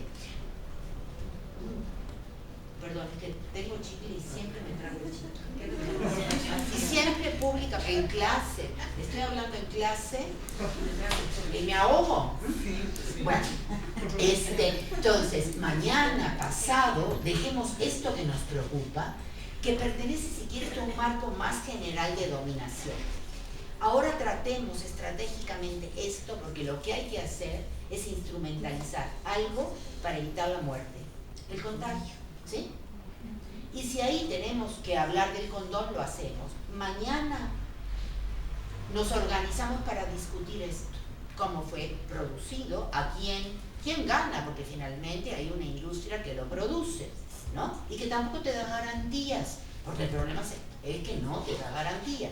Y todo lo que se cruza ahí, que entendemos por deseo, que entendemos por goce, por placer, por cuerpo, y todo eso poco a poco va llenando una especie de bolsa en nuestro vocabulario, donde vas a meter una serie de cuestiones que es necesario que discutamos. Y las discutimos colectivamente porque uno solo no tiene ni tiempo de vida, ni cabeza para discutirlo, necesita el auxilio de los demás. Y en ese auxilio, en esa discusión, vas inventando poco a poco formas colectivas para intercambiar. Sin culpa, porque la culpa aparece cuando uno dice, bueno, lo decías tú hace un momento testimoniando, ¿no estaríamos reproduciendo algo que no debemos reproducir? Como centrarnos nada más en el uso del condón, sin hablar de otras cosas, sin implementar otras cosas, sin poner de manifiesto la moral heterosexual que estaría detrás de esta implementación por parte del Estado. Entonces, solo no puedo, tengo que debatir, tengo que discutir, y tengo que discutirlo todo. Y a veces esa discusión de una serie de nociones te desestabiliza en términos individuales y van apareciendo culpas, ¿no es cierto? Como decías hace un momento, no estaremos haciendo mal, pero si la culpa es compartida, es decir, si se hace explícita, si esa culpa aparece ahí para ser interrogada, te va a demostrar que así es como procede también la moral, así es como proceden ciertas formas hegemónicas, así es como se procede institucionalmente también en las relaciones que se conforman en las familias heterosexuales, etcétera, etcétera. Entonces, todo a su tiempo. Hay siempre un momento para hacer algo porque el peligro está ahí, a la puerta, pero también hay un momento para tomarte un respiro y discutir otras cosas que son importantes, y en esa discusión te puede aparecer algo. O sea, esa invención necesaria para proponer, no solo usar estratégicamente lo que te han dado, lo que te ofrecen, sino para proponer en términos prácticos y en términos también de vocabulario, teóricos, de pensamiento, de crítica. Pero sin menospreciar ese trabajo que se está haciendo, porque ese trabajo es el escenario también de la invención. Ahí surgen cosas y las menospreciamos porque consideramos que lo único importante es esa finalidad que nos hemos propuesto. La igualdad, decía la compañera, evitar el contagio. No reduzcamos lo que estamos haciendo, el debate colectivo, que es una forma de organizar y de establecer nuevas relaciones sociales no asimétricas, no lo reduzcamos a una finalidad, a una función. Pensemos todo lo que ahí está apareciendo, estas pequeñas formas de solidaridad, los cambios, las transformaciones de vocabulario, cómo nos apropiamos del trabajo de los otros sin robárselo, porque el trabajo es colectivo. y toda esa manera de ver que lo colectivo no es lo que no tiene importancia, lo que no tiene nombre propio, lo secundario, lo derivado, sino que ahí es donde inventamos. Pero en principio decir, estamos inventando día con día. Y sí, a nivel estratégico no logramos lo que creíamos que íbamos a lograr. Además la situación es compleja. No es algo que se acabe inmediatamente. Los propios individuos que uno cree que están en peligro y que uno cree que debe apoyar, a veces hay un goce ahí perverso en el propio peligro. Hay que asumir también eso, ¿no? Hay que asumir tantas cosas, pero vamos a hacerlo colectivamente, es decir, vamos a decirlo, vamos a hablarlo y vamos a dejar que surjan las tomas de palabra, ¿no? Las formas de apropiarse. Sí, culpa, es dificilísimo, porque venimos de una cultura de culpa, ¿no es cierto? Entonces intentemos hacerlo, y eso es muy bueno, ¿no? De pronto lo que aquí estamos discutiendo dentro de un año te va a caer el 20, que lo que aquí discutíamos era algo que en ese momento viene muy útil para explicar otra cosa. Y así pasan las cosas, ¿no? No hay un tiempo productivo, funcionalista que te diga en un mes vamos a resolver esto. Los tiempos también se difieren, y el tiempo de la toma de la palabra, el tiempo del debate, el tiempo de la lucha, el tiempo de la pasión, el tiempo del deseo difiere, o sea, se da en el tiempo, y uno no puede reducir ese tiempo a una linealidad. Hemos trabajado un año y el resultado ¿cuál es? El año de trabajo, ahí está el cambio día con día, ese nuevo vocabulario del que te has apropiado, esa forma que has descubierto, ese intercambio, esa solidaridad, ahí está.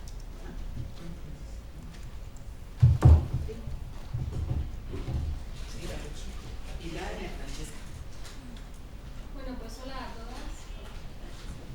Pues yo quiero participar desde mi campo de actividad como abogada. Más fuerte, afortunada o desafortunadamente abogada. Entonces, si hay un discurso que normaliza es el derecho.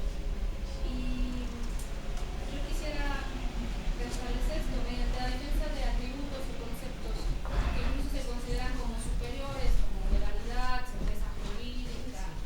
Se pretende darle a ciertas categorías que usa el mismo discurso jurídico la característica de inamovibles. Entonces yo quisiera saber cuál es su crítica a este discurso jurídico que se apropia de conceptos como perspectiva de género, igualdad, derechos de la mujer. Hemos insistido, no solo en el libro, sino en las reuniones, que una manera de enfrentar esta autoridad de la ley es hacer la historia de la ley, ¿no?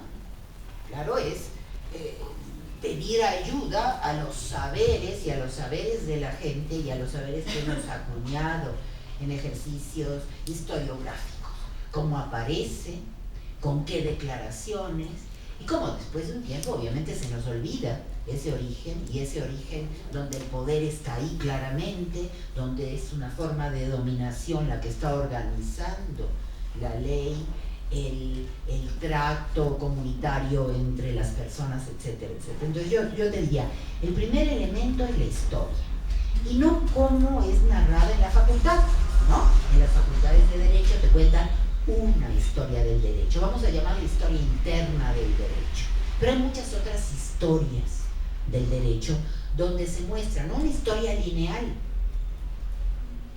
y para eso nos hemos apropiado del término tanto de Nietzsche como de Foucault, porque nos sirven muy bien, de genealogía, porque la genealogía hablaría de distintos nacimientos, no un solo origen que luego se fuera desarrollando en el tiempo y fuera progresando, sino emergencias distintas de la ley, de las formas de la ley, del autoritarismo de la ley, del poder de la ley.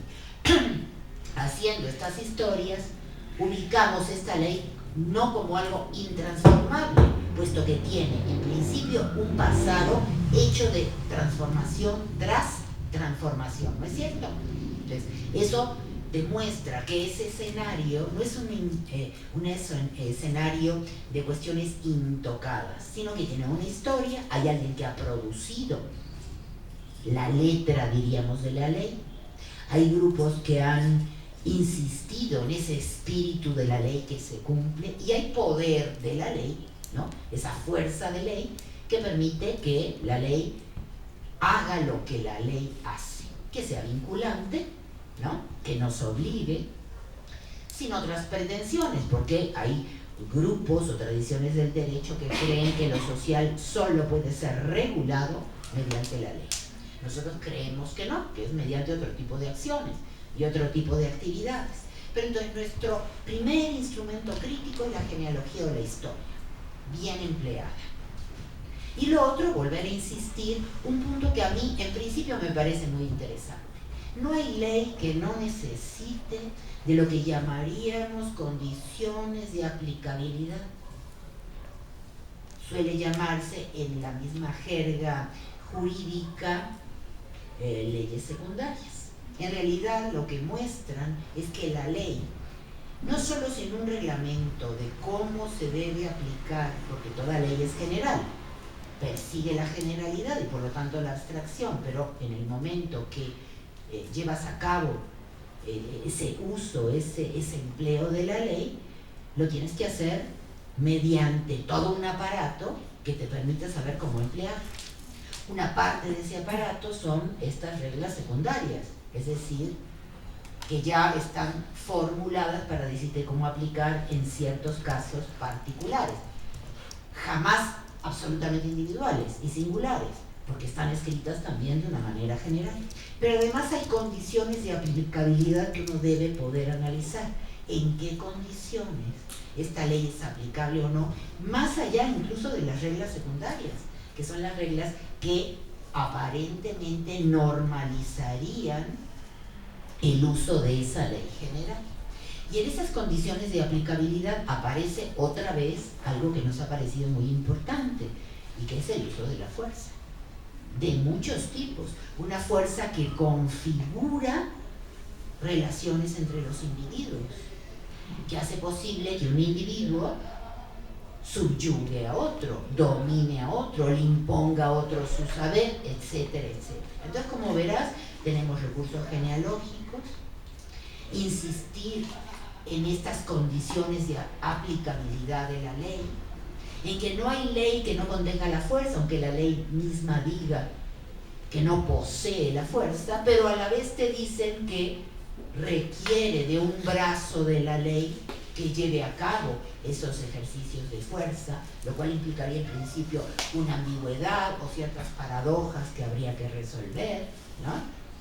Y sobre todo configura, diríamos, ciudadanía, configura a aquellos que están obligados por la ley y por el aparato jurídico. Los individuos no somos naturales y luego somos obligados por la ley. La ley tiene la fuerza, no la violencia para obligarte a conducirte de cierta manera o prohibirte otro tipo de conducta. Te configura como individuo, te configura como elector, te configura como alguien que supone que puede tomar en algunas circunstancias particulares decisiones, te dice cuándo tomarlas, qué características tienes que tener, por ejemplo, mayoría de edad, y lo decide, ¿no es cierto?, sin consultar. Es decir, hay una serie de elementos que podemos estar todo el tiempo interrogando, tanto en la práctica como en el discurso de la propia ley, cuando cuenta su propia historia, su fuerza, su necesidad, etc. Y esto se puede hacer permanentemente, más allá del uso estratégico que podemos hacer de este aparato y de este escenario jurídico. Lo tenemos enfrente y tenemos que poder hacer uso de él. Y lo hacemos estratégicamente, ¿no? Pero además le podemos reservar otros momentos, otros debates, otras comunidades para poner en cuestión, pero para ejercer activamente esto. Preguntas genealógicas y sus respuestas, preguntas sobre la fuerza, sobre el poder, pero sobre todo sobre esta fuerza configuradora del derecho, que te hace suponer que más allá de él no hay justicia. Y hemos insistido en todo lo contrario. el aparato jurídico se ha apropiado de la palabra justicia y nosotros hemos insistido a partir de testimonios que la justicia no está ahí, que la justicia no es algo que se pueda realizar como realizas cualquier cosa con resultados medibles o calculables. La justicia es irrealizable en ese sentido de completud y de plenitud. Lo que hay son actividades libres que tienden a construir caminos posibles justicieros, pero no una justicia final, porque eso sería hablar otra vez de un regreso al paraíso, ¿no es cierto? Y cuando estamos enfrentados al testimonio de las víctimas, no se está pidiendo un regreso al paraíso. El discurso no es religioso, aunque se haga uso a veces de términos y ciertos valores religiosos. Se pide algo que a veces el lenguaje no alcanza a decir, ¿no es cierto? Porque muchos testimonios de víctimas, justicia se utiliza como revancha, como venganza, y uno entiende las razones, pero también como algo más que el uso cotidiano del discurso no nos alcanza a decir. Pero es un deseo insatisfecho, ¿no es cierto?, de todos. La justicia es otra cosa, el derecho que regula, que fuerza, que motiva, que violenta, que configura formas asimétricas de subjetividad, no puede responder a la justicia porque está actuando contra ella. Está provocando escenarios donde la injusticia es posible, ¿no? Entonces, la justicia está por otro lado, y hemos utilizado la expresión de Benjamin y luego de Riviana de porvenir, separando la palabra. Lo que está por venir no es el futuro, el porvenir está aquí y ahora, en un momento de peligro, cuando inventamos algo. Ese invento, aunque no se extienda demasiado, ya es un ejercicio de porvenir, de diferencia, es decir, de esta fuerza de crear lo diferente, esta fuerza de crear transformaciones posibles todo el tiempo, incalculables, no mañana, no en el futuro próximo o lejano, ahora, en una temporalidad que nunca es lineal. Vivimos muchos tiempos combinados, ¿no? Tiempos subjetivos, tiempos de los cuerpos juntos, de los cuerpos individuales, tiempo del deseo, ¿no? Tiempo del placer, del goce, de déjenme un tiempito que me reponga y regreso, ¿no? A la asamblea, al debate, a la acción. Los tiempos son muchos y jamás son lineales, pero lo importante es que se sobredeterminan, se causan unos a los otros. A esa temporalidad pertenece el porvenir y la justicia, no el derecho. Bueno, yo añadiría, hablando de nuestro ámbito, ¿no?, del discurso jurídico, pues yo he tratado, junto con esta comunidad de debate, pues a tratar de argumentar de cierta manera desde la invención de lo jurídico.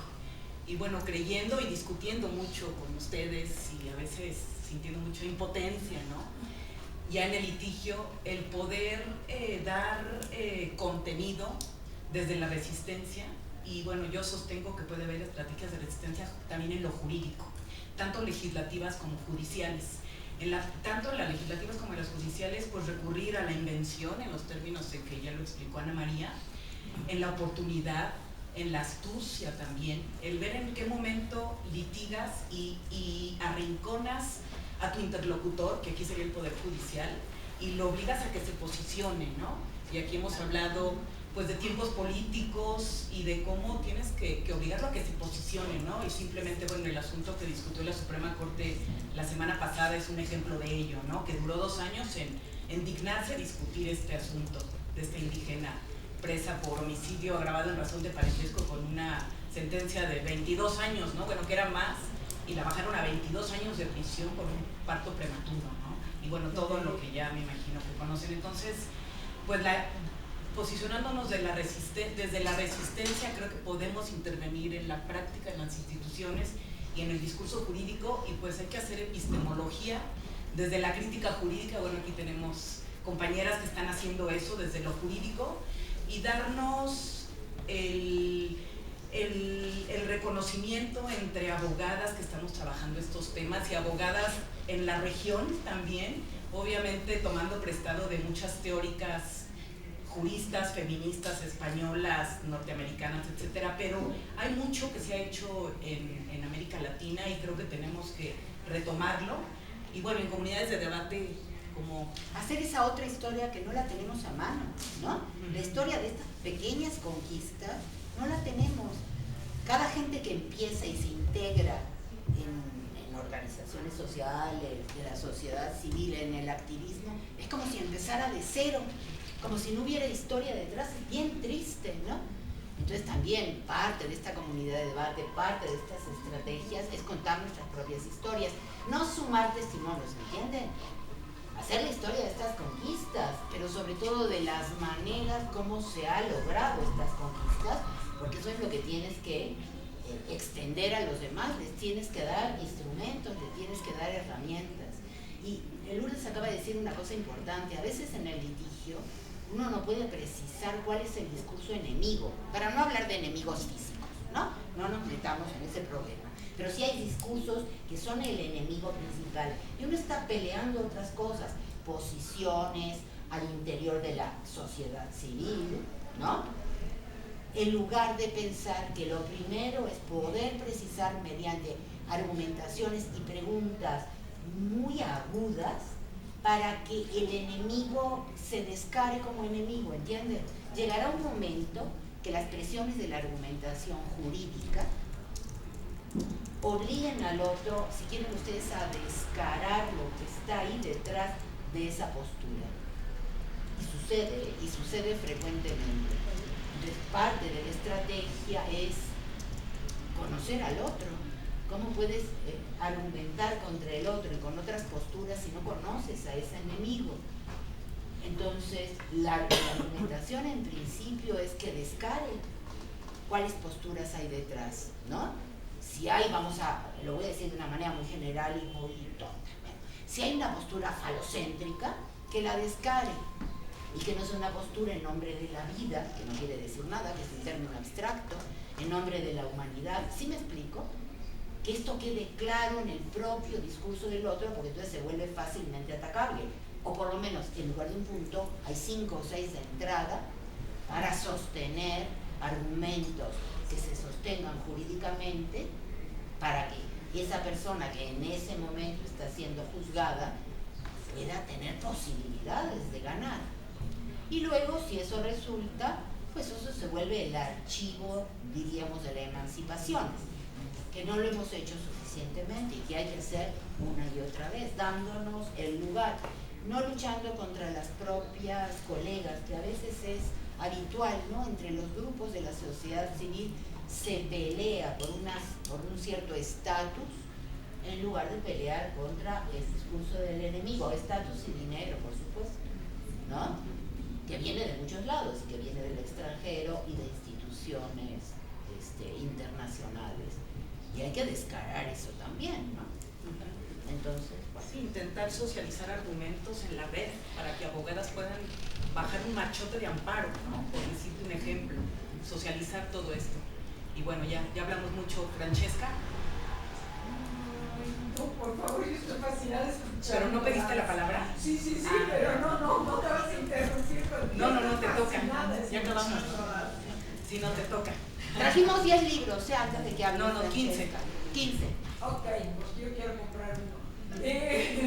Porque me parece extraordinario que ustedes abran al debate lo que nos han presentado desde un debate antes de que nosotras lo hayamos leído. Me parece así como verdaderamente riquísima esta práctica de poner la palabra en circulación. Y mi pregunta viene, porque soy una persona que constantemente trabaja con la traducción. Con la traducción en múltiples sentidos, ¿sí? Me pasé los últimos 6 años de mi vida dialogando con mujeres cuya lengua madre no es el castellano, pero viven todas en países que dicen que el castellano es la lengua oficial. Entonces, yo a mi vez soy una persona para la cual el castellano no es mi lengua madre. Yo no sé cuál es mi lengua madre, porque perdí 2 lenguas y vivo y trabajo y dialogo en otras 3. Entonces, no sé, para cuál es El siciliano, que es la lengua de mi pueblo, ha sido negado por el Estado italiano y por lo tanto cuando entré a la escuela lo olvidé. ¿Sí? ¿Por qué? Porque no podía. Por otro lado, cuidada por una nana austríaca que había escapado de la guerra y ha encallado en Sicilia. Y todas mis palabras de amor son en alemán, que me parece la lengua más bella del mundo, la más dulce. ¿Sí? No hablo una palabra de alemán. Sí, a los 5 años me metí en una escuela francesa, por clasista de mierdas de mis padres, ¿no? Aprendo italiano a los 12 años y aprendo castellano a los 23. ¿Cuál es mi lengua madre? Sepa. Y claro, empiezo, además, a los 19 años, yo ya estoy escribiendo narrativa y decido no estudiar literatura porque iba a incidir en mi escritura que yo quería dejar libre. Y entonces estudio filosofía. ¿Por qué estudio filosofía? Porque en Roma no hay historia. Yo quería estudiar historia. Pero no había la carrera. Entonces estudio filosofía, que era mi forma de llegar a la historia. A los 23 años cambio mi lengua porque vengo a México y estudio en español, transformo la lengua aprendida en una universidad en otra, donde hay cambios en la traducción hasta de conceptos que suenan muy parecidos pero significan otra cosa. Y a los 53 años empiezo a intentar dialogar con mujeres que me expliquen mi malestar en América. Y mi malestar en América, el mío, es el racismo, que está en todos lados, entre otros en la lengua que hablamos. Claro.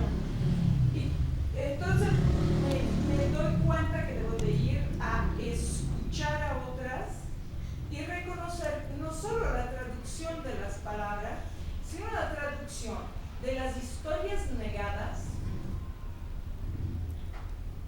de las lenguas fingidas como todas iguales por la lengua oficial, ¿no? Una lingüista en Oaxaca, Asnaya, ella es Mije, me decía, es increíble que hayamos vivido juntos 500 años y todos los blancos y mestizos creen que nuestros acentos de lenguas tan distintas como el yaqui y el maya sean los de la India María. ¿Sí? Entonces, si yo hablo tan distinto de cómo habla un maya, de cómo tú hablas con un acento distinto a un francés o a una inglesa. ¿Sí? ¿Qué pasa con la traducción? Porque ustedes se tradujeron de una disciplina a otra. Ustedes se tradujeron de un momento histórico a otro. Lo acabas de decir de la palabra solidaridad, por ejemplo. ¿Cómo la traducimos? ¿No? En cuanto, me encontré con que una compañera aymara, frente a todas las negaciones que escuché en todos los pueblos de la palabra feminista. Yo no soy feminista, claro, yo no soy una blanca que llega de la capital a decirme cómo me debo liberar si mi modo de liberarme es otro.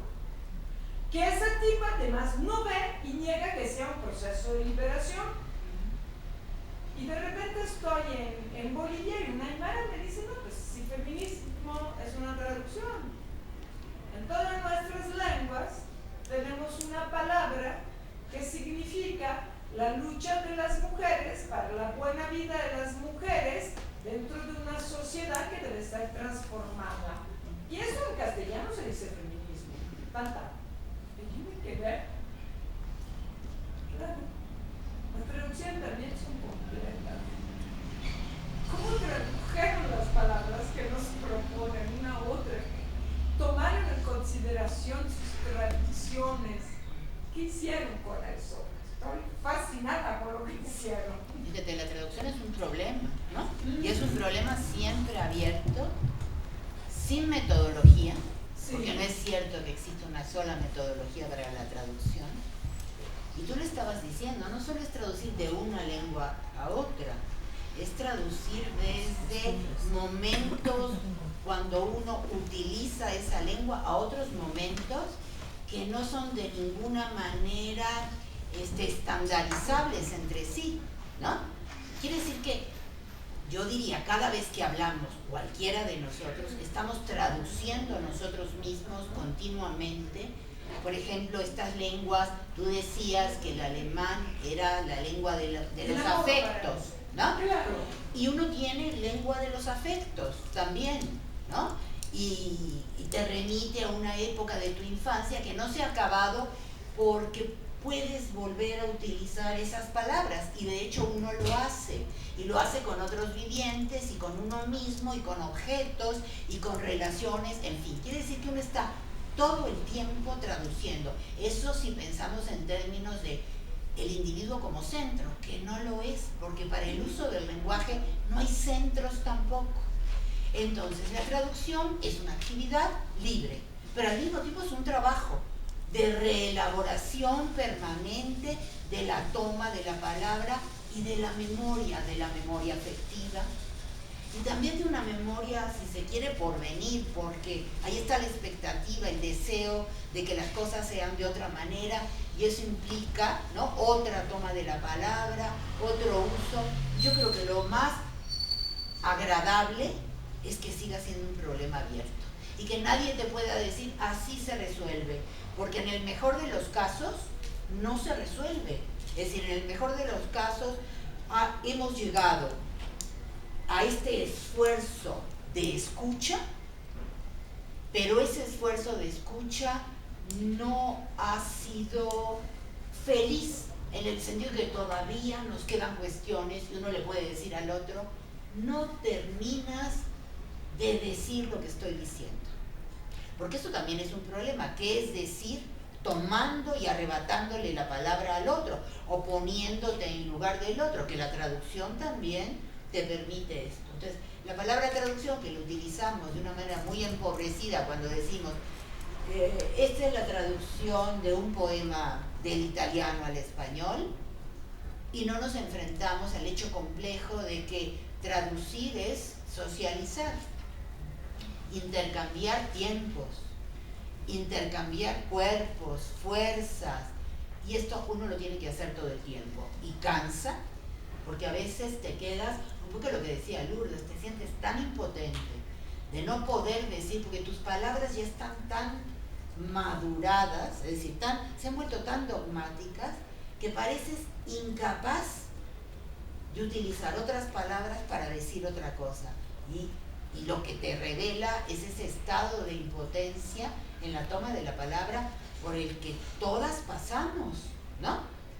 Pero hay que seguirle trabajando y buscando, y de repente oyes y dices, eso es lo que hubiera querido decir desde hace 5 años, un poco la experiencia que estás contando, eso lo decimos en Aymara de esta manera, quizá con una sola expresión, ¿no? Quizá con una sola palabra. Vaya, si hubiera encontrado esto antes, se me hubieran resuelto las cosas, pero se abre también estos problemas de incomunicación, ¿no?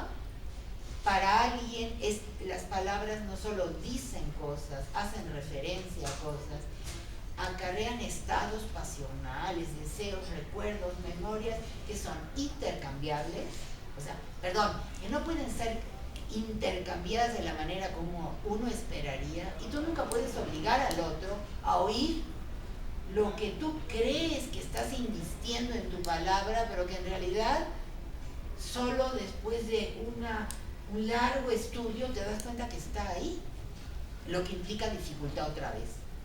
Toda traducción es difícil, todo ejercicio de traducción, y además, ¿qué es lo que creo yo que más asusta en la traducción? Que nunca es definitivo, y uno quisiera cierta definitividad y no despertarse mañana y decir, no, es que no va por ahí, pero así es, y hay ciertas formas que te obligan a que esto sea definitivo. Yo que sé, publicas o lo intercambias con el otro, y uno le gustaría que tuviera un poco más de permanencia, pues no.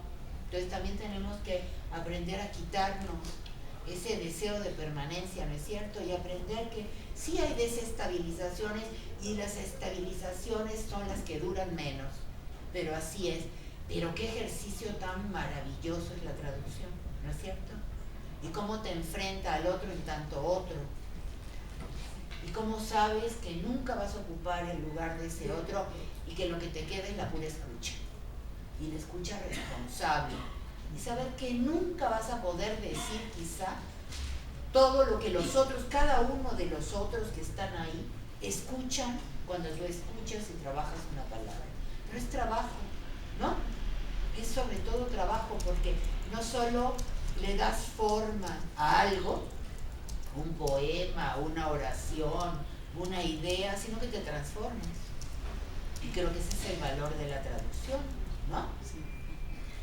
Quizá en el libro queda un poco plasmado en estos estudios de vocabulario, porque muchas veces los tomamos desde distintas disciplinas, empezamos a intervenir los términos o algún autor que cree que va a decir mejor eso que estás queriendo expresar.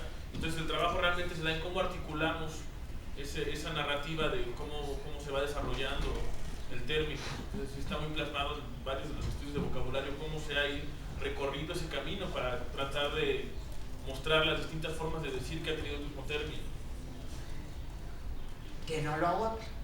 O sea, la traducción es alteridad, ¿no? Este parásito que no te permite decir esto es estable y para siempre, eterno, transformable, y que te esté obligando todo el tiempo a producir diferencialmente, ¿no? ¿Sí? Buenas tardes. Está muy enriquecida la plática. Quiero contribuir un poco también para que la compañera conozca un poco más lo que es nuestro México. Yo soy Jesús García. Yo soy el que siempre habla todos los días ahí a la tribuna. Mejor conocido como Piramidari, que significa el de la lengua del fuego. ¿Por qué quiero empezar con esto? Porque quiero que ustedes como mujeres se apropien precisamente de esa cosmovisión indígena. ¿A qué voy?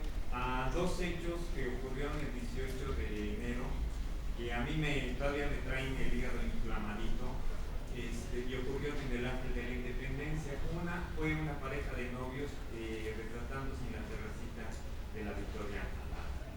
Esa fue una. La otra, hacia el rumbo de las mujeres, por eso me interesa intervenir en este momento para también un poquito poner mi granito de arena en este debate. Hacia el rumbo poniente, que es el rumbo de las mujeres, está un tambor de jade, que es el depositario precisamente de esa llama eterna. Ustedes como mujeres son depositarios de esa llama eterna. Entonces sí es un poquito mi intervención para que también ustedes enarbolen esa lucha y si lo que pretendía el Estado mexicano, si lo que pretendía los dinosaurios era detener lo que yo presencié hace rato a los compañeros de la gente, pues la llama eterna está encendida y está caminando por las calles y eso me da gusto, ¿no? Eso me da gusto, porque si era lo que pretendían, pues hace graso error, porque tenía su pantallita y tenía su instalación de gas para estar funcionando, por eso es llama eterna, por eso es lámpara votiva. Entonces, ustedes como mujeres que son depositarias son las que tienen, yo lo podía hacer, pero a mí me enorgullecería más que ustedes desde sus tribunas, desde sus lugares, también reclamaran ese sitio, porque esa llama eterna tiene que seguir prendida. No el hecho de que la paguen se van a pagar en los movimientos sociales, por el contrario, creo que se dieron la mente para que la paguen va a estar difícil. Eso por un lado. Por el otro, lo que comentaba aquí Lourdes, en cuanto a lo de la indígena Yaquiri, también, y retomando algunas palabras así sueltas, ¿no? A veces el Estado mexicano se pone en su pedestal y dice, no, es que hay que dejar que discurra, porque lo oí en la mañana en Radio Educación, hay que dejar que las cosas transcurran, y creo que estaban hablando sobre el tema de Yaquiri, y dije yo, bueno, que dejen hablar a la compañera, ¿no? Porque tiene que ser un hombre el que salga y decir, y erigirse en juez y decir, no, es que así tiene El otro, retomando un poquito también lo del compañero, ese discurso también anquilosado, tan desgastado, tan demagógico, tan ortodoxo. Yo soy médico, pero no por eso voy a dejar de ser humano.